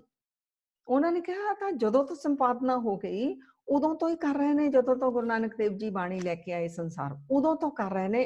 ਪਰ ਉਹਨੇ ਕਿਹਾ ਪਤਾ ਹੀ ਨਹੀਂ ਸਿੱਖਾਂ ਨੇ ਇਹ ਗੁਰਬਾਣੀ ਦੇ ਸਿਧਾਂਤਾਂ ਨੂੰ ਪੂਰੇ ਸੰਸਾਰ ਵਿੱਚ ਹਵਾ ਕਿਉਂ ਨਹੀਂ ਲਵਾਈ। ਔਰ ਉਹਨੇ ਕਿਹਾ ਸਿੱਖ ਇਸ ਦੋਸ਼ ਤੋਂ ਕਦੀ ਵੀ ਮੁਕਤ ਨਹੀਂ ਹੋ ਸਕਦੇ। ਮਤਲਬ ਸਾਡੇ ਤੇ ਦੋਸ਼ ਲਾ ਦਿੱਤਾ ਉਸ ਫਿਲਾਸਫਰ ਨੇ, ਹਵਾ ਹੀ ਨਹੀਂ ਲਵਾਈ ਸਿੱਖਾਂ ਨੇ ਪੂਰੇ ਸੰਸਾਰ ਵਿੱਚ। ਸਿੱਖ ਹਵਾ ਤਾਂ ਹੀ ਲਵਾਊਗਾ ਨਾ, ਪਹਿਲਾਂ ਆਪਣਾ ਜੀਵਨ ਬਣੂਗਾ ਤਾਂ ਹੀ ਲਵਾਵਾਂਗੇ। ਉਦਾਂ ਵੀ ਜਿੰਨੇ ਮਰਜ਼ੀ ਕਿਸੇ ਨੂੰ ਉਪਦੇਸ਼ ਦੇਈ ਜਾਈਏ, ਮਾਰੇ ਕਹਿੰਦੇ ਅਵਰ ਉਪਦੇਸੇ ਆਪ ਨਾ ਕਰੇ ਆਵਤ ਜਾਵਤ ਜਨਮੇ ਮਰੇ। ਜਿਹੜਾ ਦੂਜਿਆਂ ਨੂੰ ਉਪਦੇਸ਼ ਕਰੀ ਜਾਂਦਾ, ਆਪਣੇ ਆਪ ਨੂੰ ਨਹੀਂ ਕਰ ਰਿਹਾ, ਉਹਨੇ ਆਪੇ ਜੰਮੀ ਮਰੀ ਜਾਣਾ, ਤਾਂ ਉਹ ਦੂਸਰੇ ਨੂੰ ਕਰਕੇ ਕੀ ਕਰਾਂਗੇ। ਪਹਿਲਾਂ ਆਪਣਾ ਜੀਵਨ ਬਣਾਈਏ। ਮਿਸ ਮੇਰੀ, ਜਦੋਂ ਗੋਰਿਆਂ ਦਾ ਰਾਜ ਸੀ ਆਪਣੇ ਹਿੰਦੁਸਤਾਨ ਦੀ, ਭਾਰਤ ਦੀ ਧਰਤੀ ਦੇ ਉੱਤੇ, ਤਾਂ ਇਹਨਾਂ ਨੇ ਸਿੱਖਾਂ ਦਾ ਜੀਵਨ ਦੇਖਿਆ ਵੀ ਰਲ ਮਿਲ ਕੇ ਰਹਿੰਦੇ ਨੇ, ਸਧਾਰਨ ਕਿਰਤੀ ਨੇ, ਕੋਈ ਵੱਡਿਆਂ ਰਾਜ ਤਾਂ ਇਹ ਕਰ ਰਹੇ ਸਨ, ਗੁਲਾਮਾਂ ਵਾਲਾ ਭਾਰਤੀਆਂ ਦਾ ਜੀਵਨ ਸੀਗਾ। ਲੇਕਿਨ ਬੜੇ ਚੜ੍ਹਦੀਆਂ ਕਲਾ ਵਿੱਚ, ਬੜੇ ਖੁਸ਼। ਇਹਨਾਂ ਦਾ ਇੰਨਾ ਉੱਚਾ ਕਰੈਕਟਰ, ਥੋੜੇ ਵਿੱਚੋਂ ਵੀ ਵੰਡ ਕੇ ਛਕੀ ਜਾਂਦੇ ਨੇ ਵੀ ਏਦਾਂ ਦਾ ਇਹਨਾਂ ਦਾ ਜੀਵਨ ਕਿਵੇਂ। ਇਹਨਾਂ ਨੇ ਫਿਰ ਖੋਜ ਕਰਾਈ, ਇਹਨਾਂ ਨੂੰ ਪਤਾ ਚੱਲਿਆ ਵੀ ਗੁਰੂ ਗ੍ਰੰਥ ਸਾਹਿਬ ਦੀ ਬਾਣੀ ਇਹਨਾਂ ਨੂੰ ਇਹ ਪਾਵਰ ਦਿੰਦੀ ਹੈ, ਇਹੋ ਜਿਹਾ ਉੱਚਾ ਸੁੱਚਾ ਜੀਵਨ ਗੁਰੂ ਗ੍ਰੰਥ ਸਾਹਿਬ ਦੀ ਬਾਣੀ ਤੋਂ ਮਿਲਦਾ। ਫਿਰ ਇਹਨਾਂ ਨੇ ਇੱਕ ਔਰਤ, ਗੋਰੀ ਔਰਤ ਮਿਸ ਮੇਰੀ ਦੀ ਡਿਊਟੀ ਲਗਾਈ ਕਿ ਤੂੰ ਸ਼੍ਰੀ ਗੁਰੂ ਗ੍ਰੰਥ ਸਾਹਿਬ ਦੇ ਮੀਨਿੰਗ ਇਵੇਂ ਤੋੜ ਮਰੋੜ ਕੇ ਲਿਖ ਦੇ, ਇਸ ਗ੍ਰੰਥ ਦੀ ਮਾਨਤਾ ਹੀ ਘਟ ਜਾਵੇ। ਭੋਲੇ ਪਾੜੇ ਅਨਪੜ੍ਹ ਹਿੰਦੁਸਤਾਨੀ, ਕਿਉਂਕਿ ਉਹਨਾਂ ਨੂੰ ਇਹ ਪਤਾ ਲੱਗ ਗਿਆ ਸੀ ਸਰਬ ਸਾਂਝਾ ਗ੍ਰੰਥ ਆ, ਇਕੱਲੇ ਸਿੱਖਾਂ ਦਾ ਨਹੀਂ ਵੀ ਸਿੱਖ ਹੀ ਸਮਝ ਲੈਣ ਸਾਡਾ ਆ, ਇਹ ਸਾਂਝਾ ਗ੍ਰੰਥ ਆ, ਪੂਰੀ ਮਾਨਵਤਾ ਦਾ ਗ੍ਰੰਥ ਆ। ਉਹ ਕਹਿੰਦੇ ਵੀ ਇਸ ਗ੍ਰੰਥ ਦੀ ਮਾਨਤਾ ਵੱਧ ਜਾਣੀ ਆ ਅਗਰ ਸਾਰਿਆਂ ਨੂੰ, ਭੋਲੇ ਭਾੜੇ ਅਨਪੜ੍ਹ ਲੋਕਾਂ ਨੂੰ ਪਤਾ ਚੱਲ ਗਿਆ, ਤਾਂ ਕਿਉਂ ਨਾ ਸਾਡੀ ਬਾਈਬਲ ਦਾ ਪਸਾਰਾ ਹੋਵੇ, ਸਾਡੇ ਧਰਮ ਦਾ ਪਸਾਰਾ ਹੋਵੇ। ਮਿਸ ਮੇਰੀ ਦੀ ਡਿਊਟੀ ਲਗਾ ਦਿੱਤੀ ਕਿ ਇਹਦੇ ਮੀਨਿੰਗ ਤੋੜ ਮਰੋੜ ਕੇ ਲਿਖ ਦੇ।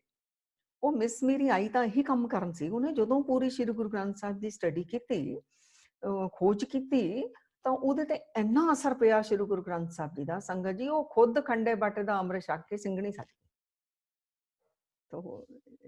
ਕਿਉਂਕਿ ਉਹ ਇੱਕ ਖੋਜ ਕਰ ਰਹੀ ਸੀ ਨਾ, ਇਹਦੇ ਚ ਕੀ ਹੈ ਕਿ ਅਸੀਂ ਕਰਦੇ ਨਹੀਂ ਖੋਜ, ਅਸੀਂ ਪੜ੍ਹ ਕੇ ਕੰਮ ਖਤਮ ਕਰ ਦਿੰਦੇ ਹਾਂ।